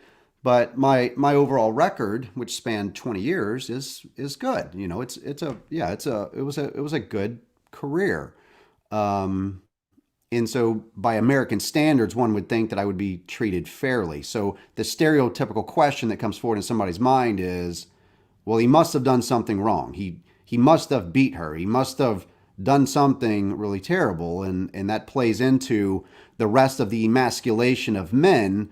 And it's not just the emasculation of men, because, when they use, so in my case, these emergency orders of protection, the general public, myself included, did not know. I didn't know at the time, but I know now, is that these are secret courts. They're secret hearings. They're ex parte. Okay. You're not there whenever you're accused of really egregious things, and because in these civil courts, the standard of evidence is preponderance, vice, beyond a reasonable doubt, or clear and convincing, they can, and what they do is it's an immediate revocation of Second Amendment rights, because you can no longer keep or bear arms during the course of this emergency order protection be on you. So that's 2 to 3 weeks for any one person. That could be a long time. You could be shot, killed, have your home broken into, whatever. You have a First Amendment revocation. You can't reach out to your children if they're included, like mine were. So you can't send your kids birthday cards. You can't make any type of contact, no third-party contact, no nothing. And the state of Illinois refuses to release this information to us. As the Veteran Liberty Network that I'm working on building, this platform, we submitted Freedom of Information Act requests from the state of Illinois because we believe that they're receiving a lot of federal dollars for rubber stamping these things. And so they're taking, especially from the veteran community, they're taking our guns from us. This is true. Okay, they're taking our guns from us. The due process rights are violated. You can't have a gun and get treatment at the same time, which is That's where I really take issue. That's where I really take issue. So, the depression that I have, I treat with cannabis. That's my choice. I didn't get no cannabis license from the state. I don't need the state to tell me what I can and can't do to treat myself. Just to be clear, the government, when they go to a veteran and say, well, if you have PTSD, even if there's no credible risk of you being a security threat at all, you can't own a gun now. Or if you're a registered cannabis patient, which I am because I'm a felon anyway for civil disobedience, they're effectively saying, we still own you, and you're just you're not a special cog in the machine, Cash. Just because you kissed politicians' ass and had a government job for 20 years, you might be a slightly shinier cog in the machine, but the machine still doesn't give a damn about you. Now, I want to transition a little more directly to veteran stuff, but before we do that, there's one point I do have to disagree with you on, and this might be a topic for the panel that it sounds like we're going to have to do in a couple of weeks here. Well, this is a subject Sure. that I recognize the importance of, like, examining what is divine masculinity, what is toxic masculinity, how does the current government authority structure prevent warriors from defending the people against politicians who are corrupt, who are corrupt is kind of a redundancy there if we're talking about American politicians. Right. But the one thing you said that I do want to take issue with is that you said that there's the way you describe the intelligence component of this, because and I don't want to say that it's irrelevant entirely, so don't get me wrong, but you don't have to be smart to be a good man. You don't need you need competence. You need to understand language and people around you and morals and ethics and just sort of like how to function in society. But you need to be smart. In some ways, No, you and I wasn't. I think you confused that. I wasn't asserting that. Yeah, I wasn't asserting for a masculine man that he needed to be intelligent. What I was asserting was that in these state courts, if you assert your masculinity and combine with that masculinity, you're also intelligent. That's when you become really threatening, right? Yeah. So it wasn't an assertion that to be a masculine man you need to be intelligent. I mean, none of my family graduated high school. They're carpenters, laborers, oil field workers, and they're good men. I mean, they work hard. They take care of their families. They do the best that they can within the constraints of their environment and their society and what have you. But they're good men. They're good, solid, masculine men. And intelligence and understanding are empowering, but and sort of being dumb or simple might make you more vulnerable to being fooled. But again, I would rather have. I'd rather be dumb and aware and principled than smart and emotionally damaged and insecure and unable to stand up for myself as a man or to fulfill.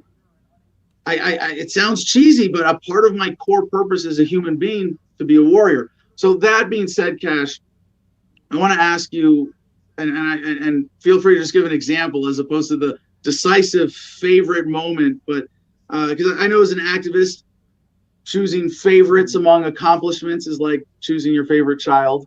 But of everything that you've experienced or accomplished as an activist, as a Libertarian Party candidate, as a veterans advocate, as victims of family law activist, what's your proudest moment? What do you think is the greatest accomplishment you've had as an activist? Having a person directly reach out to me and tell me that as a result of my outspokenness, that in their own words, that I saved their life. Now, so in an indirect way, I influenced their thought processes, or in a direct way, I influenced their thought processes to such a significant degree that they said, hold on, let me finish hearing what this guy has to say and mull it over a little bit before I go through with something stupid. And it was doing that, in hearing that and reading these words and hearing, and I haven't just read the words, it's people that have reached out to me and I've spoken to, people that I served with, people that have been in family law. And they've told me, Cash, you saved my life. And it's extremely humbling. It's probably the most humbling, uncomfortable feeling, because you're like, wow, not only do you think in your mind, at least I didn't know you were struggling like that. And I'm sorry, I didn't know. I'm really sorry that as, and this has happened with friends of mine, that I didn't know how bad they were struggling until they said something to me. And that's probably the most humbling, honoring thing that has ever happened to me. And I don't take pride in it to the degree that, I'm out there boasting about saving people's lives or anything to that effect. But it's one of those moments that I try and share with other people so that they'll feel more empowered themselves to go, yeah, you know what? This does hurt. It does suck. And it's okay for me to talk about it. Even if you're, probably even more so if you're if you consider yourself a masculine man, that we oftentimes don't talk about how bad it hurts. And where I take issue with this nation is that here we are as veterans and we're talking about how bad it hurts. We're telling them, I haven't seen my kids in over 2 years, Adam, since I ran for governor. I have not seen my children, haven't hugged them, no holiday. This is going to be the third Christmas that I haven't seen my children. And after 20 years of military service, you don't think that fucking stings with me a lot? Every day I wake up, from the time that I wake up to the time that I go to bed, all I think about and perseverate on is that I don't have a relationship with my kids. I served this country for 20 years and I'm crying out all across the world, ran for governor, and fucking nobody of substance in government that could actually change these laws could go and say, hey, you know what? The executive branch could step forward and go, hey, you know what, judicial branch? This is a real problem, okay? You can't just take people's children and keep them from them for years at a time, all the while threatening them with incarceration. If I don't fork over $7,400 by December 31st, I go to jail for 3 months, for 90 days. They can go fuck themselves. And about that, hold on, before you go on any further on this, I gotta underscore a couple of things you said. And from my experience with the courts as a civil disobedience activist, the stakes have been a lot lower. But even for me, the uncertainty of it, hey, I'm going to need a job next month, but I don't know if I have court or not. Well, fuck, it puts your life on hold in a lot of ways. Now, to make a seemingly crass military analogy here to what you said, a man, a warrior coming from a centered place of grounded divine masculinity still knows and is comfortable when it is time to ask for help and to communicate pain and suffering. And one of the ways that this is so obvious and critical to being an effective warrior is that as a Marine, we learn very quickly, like, hey, this is how you deal with being wounded on the battlefield. If you're going to get someone else killed, you say, I'm wounded, get me the fuck out of here. I'm not going to bring the unit down. I'm not going to put other people's lives at risk. And I want to point out that in what you are doing, it is the exact same principles when we look around America, when we look around our communities, when we look at the global human family, if we allow ourselves to be bullied into not reporting injuries appropriately, well, we're doing the enemy's job for them. And we used to make a T-shirt: if the troops defended freedom, they'd attack the government. Well, yeah, there's that. Yeah. That, you want to be a warrior. Yeah. Do you really want to be a soldier? You want to fight in a war and die for banksters and politicians and war profiteers, or do you want to be a warrior?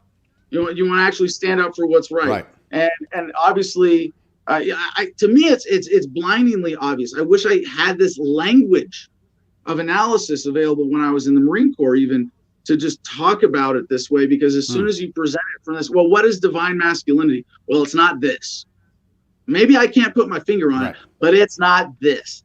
This is bullshit. This is some obedient, subservient, beta male bullshit. And it's not like I'm not trying to make this about a dick measuring contest or anything like that, because there's a lot of what we're talking about that is universal to the human experience. Men, women, and children, all face similar dynamics, and it is a real shame that we simply don't have the language and perspective that would protect us from authorities subverting the divine will of the individual with bullying, emotional manipulation, and I think in this case, taking that divine masculine warrior energy of America and perverting it into serving as soldiers rather than as warriors. So, Cash, I want to give you a chance to have the last word here, but I will, before I hand it over to you, extend an invitation, because we are just getting off the ground now, a new veteran service organization called Homefront Battle Buddies. The purpose being to provide treatment opportunities through an online community and retreats for veterans who are not comfortable for whatever reason. Suicide pills, getting in trouble, ineffective treatment, things like that. Well, whatever it is, for any veteran who's not comfortable seeking treatment for service-related impacts, to be inclusive here, through official channels or government channels. And I'm really lucky that, in my case, I'm a war criminal. Like, I can say, not just because I went to Iraq, I was a party to a war crime. I obeyed illegal orders to torture that I should have disobeyed. If I hadn't figured that shit out legally with a lot of help years ago, I would be really apprehensive to go talk to a government shrink at a VA about that. So Cash, I would just, extend the invitation. You got my number. I hope you text me after this and see if there's an appropriate way to get you plugged in. But I would at least want to have you on our board of directors. It would be an honor, even just as in a distant supervisory role, to have you be a part of this effort. So, Cash, last word is yours. Sure.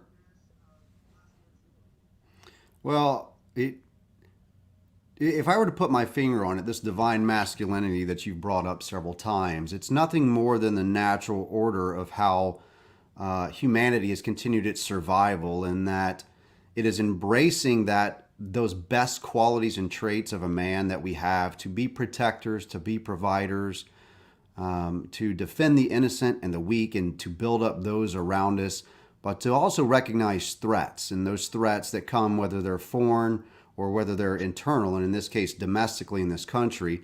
The greatest domestic threats to our nation lie right here at home. I want veterans and service members and prospective service members, those young men and women who are considering going in the military, I want you to just ask yourself, why do they not teach you the Constitution in the military? It's not because you learned it in high school, because you learned algebra in high school as well. You're not going to use anything constitutional in the military. They don't want you to know that. They want you to remain ignorant. And you have to ask yourself, why do they want me to remain ignorant to the very thing I'm raising my right hand to swear to support and defend, which is the Constitution against all enemies, foreign and domestic? Because when you do that, you will then realize that the greatest threat to your freedoms and your family's freedoms are right here at home. And you don't need to sign up for the military to address those threats. You can do that as Adam and I are doing that. You can assert how God made you to be strong. I mean, men have more testosterone, more muscle mass, the ability to inflict physical harm is there for defense. Okay, strong masculinity isn't hurting others because we know that we're stronger.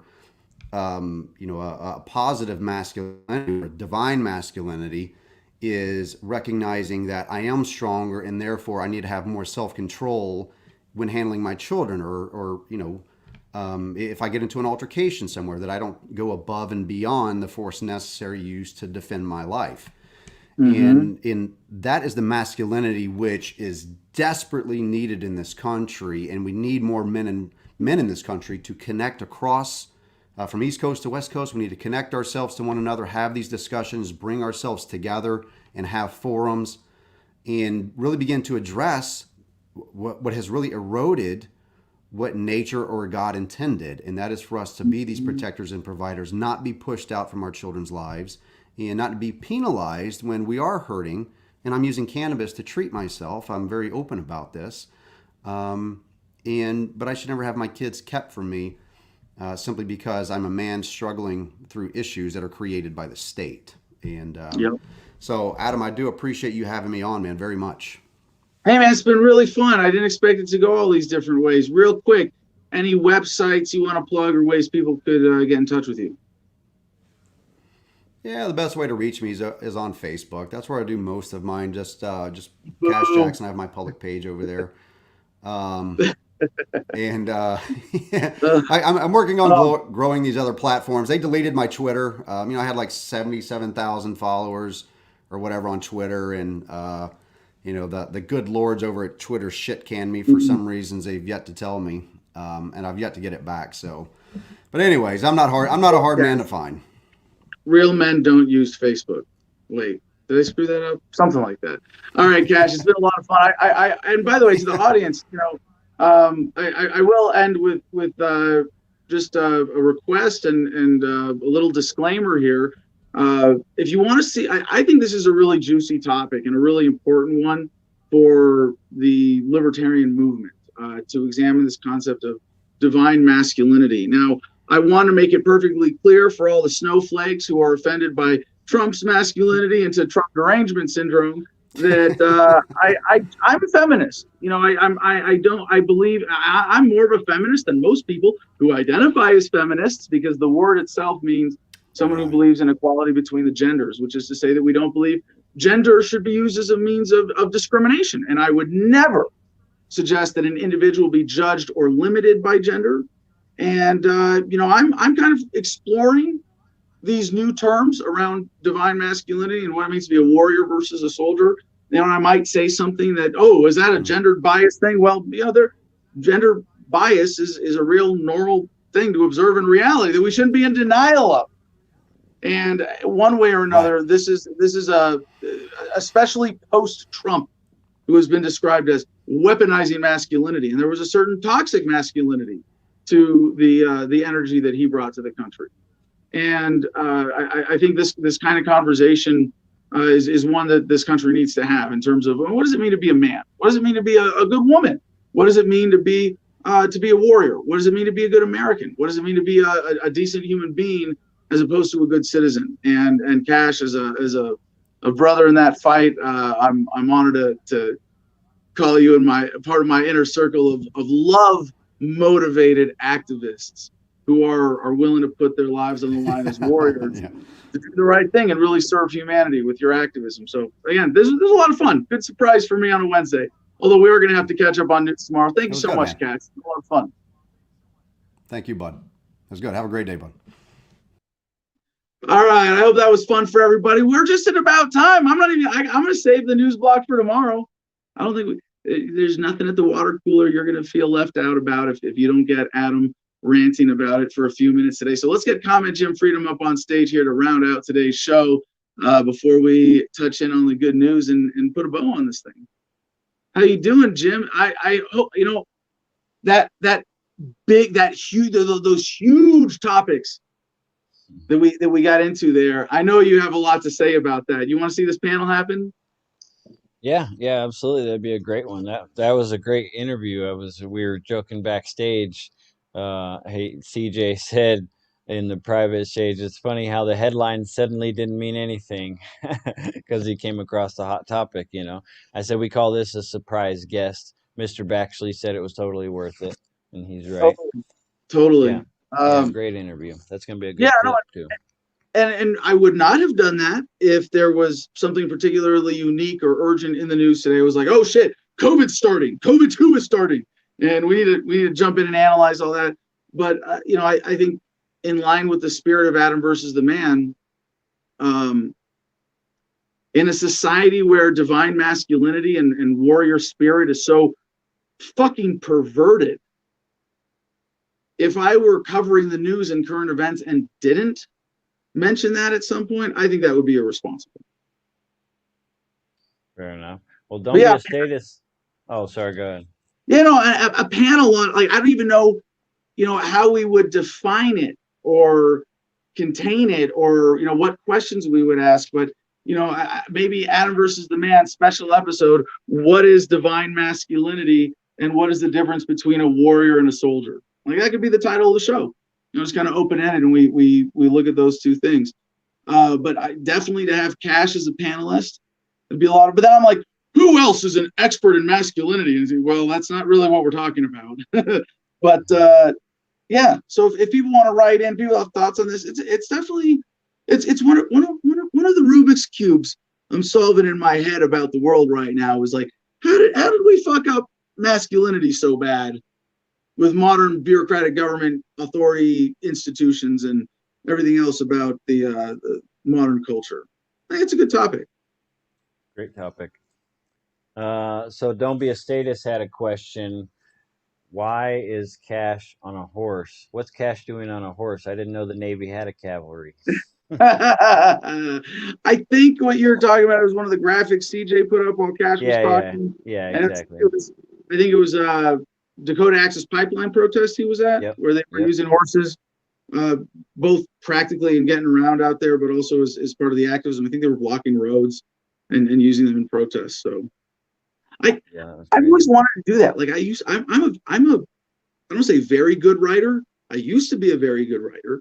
I haven't been on a horse. I could have been this weekend at my dad's place, but was helping other people instead. But like I don't think I've been on a horse for at least years. I haven't done any serious riding in over a decade.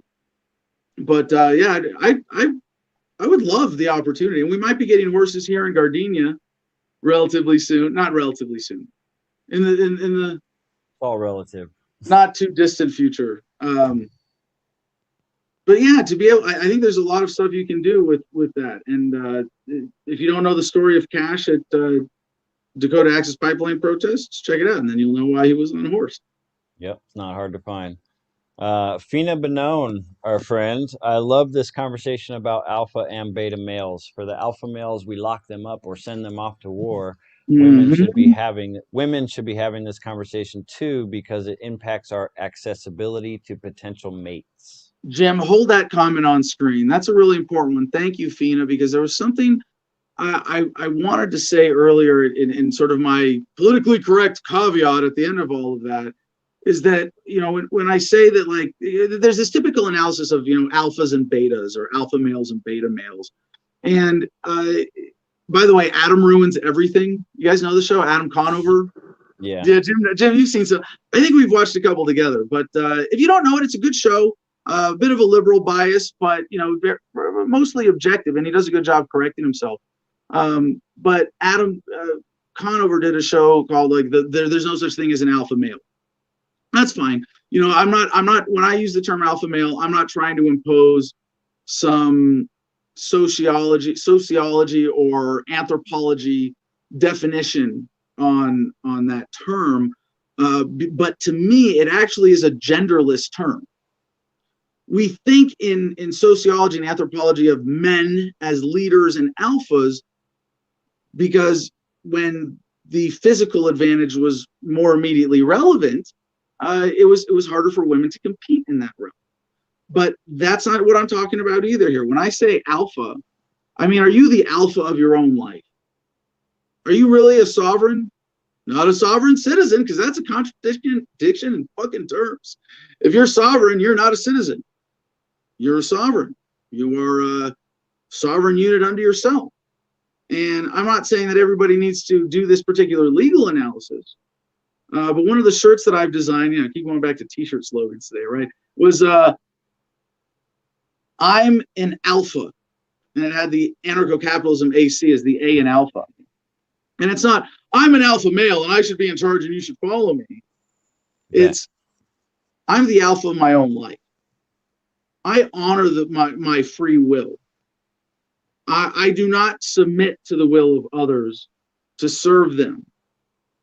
I may be generous and selfless, but I do it in service of my principles and humanity, not others who would lead me astray from fulfilling that core purpose, whatever it may be, as the alpha of my own life. And I think this analysis is very helpful for a lot of individuals. It's something that I've played in my head a few times and gone, okay, am I really alpha-ing right now? It's obviously the terminology is lacking, but like, am I really, living up to my potential? Am I the alpha of my own life, or am I submitting to some outside pressure that is an attempted exploitation? And about being smart or dumb, yeah, being smart makes it easier, but I'd rather be dumb and principled and have this fundamental understanding and have confidence in my principles than be smart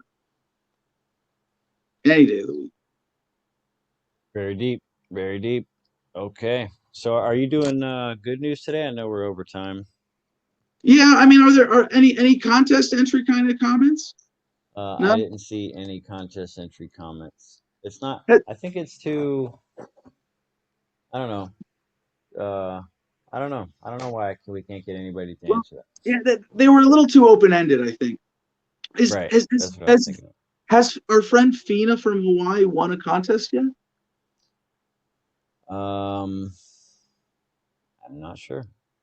If she has not, then she can email jim@thefreedomline.com and I'll get her set up. That's it. And I say we give it to her today. Fina, thank you for that wonderfully insightful.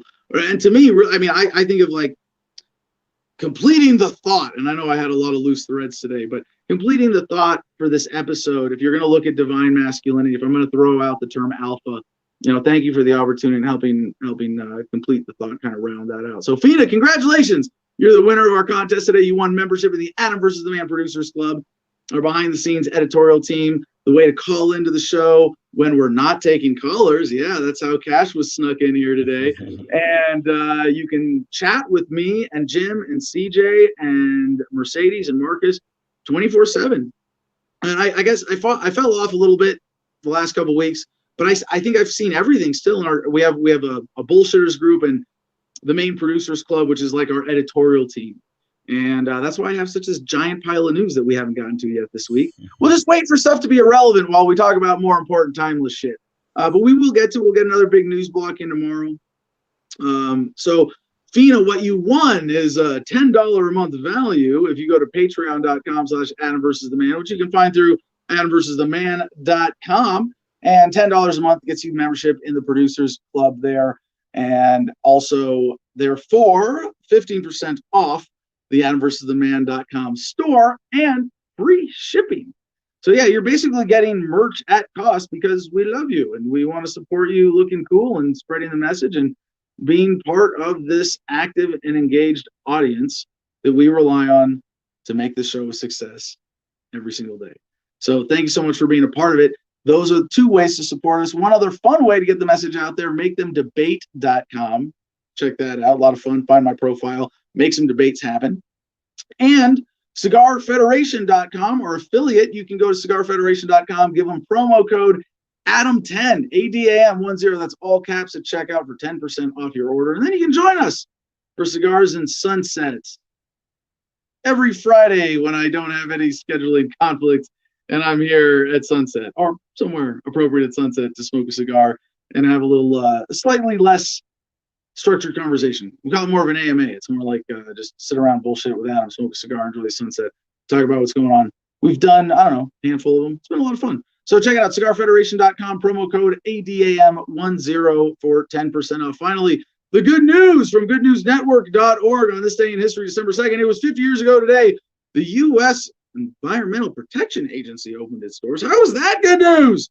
Created by Republican President Nixon. Because Nixon's a saint. Can't do wrong, certainly. President Nixon, in response to heightened public concern about deteriorating air and water and increased toxins in America, the federal agency went on to ban DDT, phase out leaded gasoline, and halt the use of cancer-causing PCBs, and like most government agencies and politicians, taking credit for shit that would have gotten done better without them. So no, big good news today from goodnewsnetwork.org. I'm going to say, no, not good news. The first, however, on this day in 1956, the first gorilla was born in captivity and arrived at Ohio's Columbus Zoo. Kolo grew to become mother of 3 and grandmother of 60 more. On this day in 1971, the United Arab Emirates got independence from the UK. That's good news. On this day in 1982, my birth year, the University of Utah, doctors there implanted the first permanent human artificial heart, the Jarvik 7, into Barney Clark, who lived with heart for 112 days. On this day in 1988, Benazir Bhutto was sworn in as Prime Minister of Pakistan, the first woman to head an Islam-dominated state. Now, while, as a libertarian, I'm tempted to say women should be proud of the fact that no woman has stooped so low as to become president of the United States, at least not successfully. And I would generally take that attitude. I will celebrate the swearing in or the election of Benazir Bhutto in Pakistan. If you don't know the story, plenty of status problems with it, don't get me wrong. But yeah, as it says, first woman to head an Islam-dominated state. I'd say that's good news. On this day in 1999, in Northern Ireland, a power-sharing cabinet of Protestants and Catholics convened for the first time. And so humanity continued its beautiful dance forward, getting more and more in harmony with every step. That's our show. We'll talk to you tomorrow. Mwah. Peace and love, y'all. Choose happiness and be excellent to each other.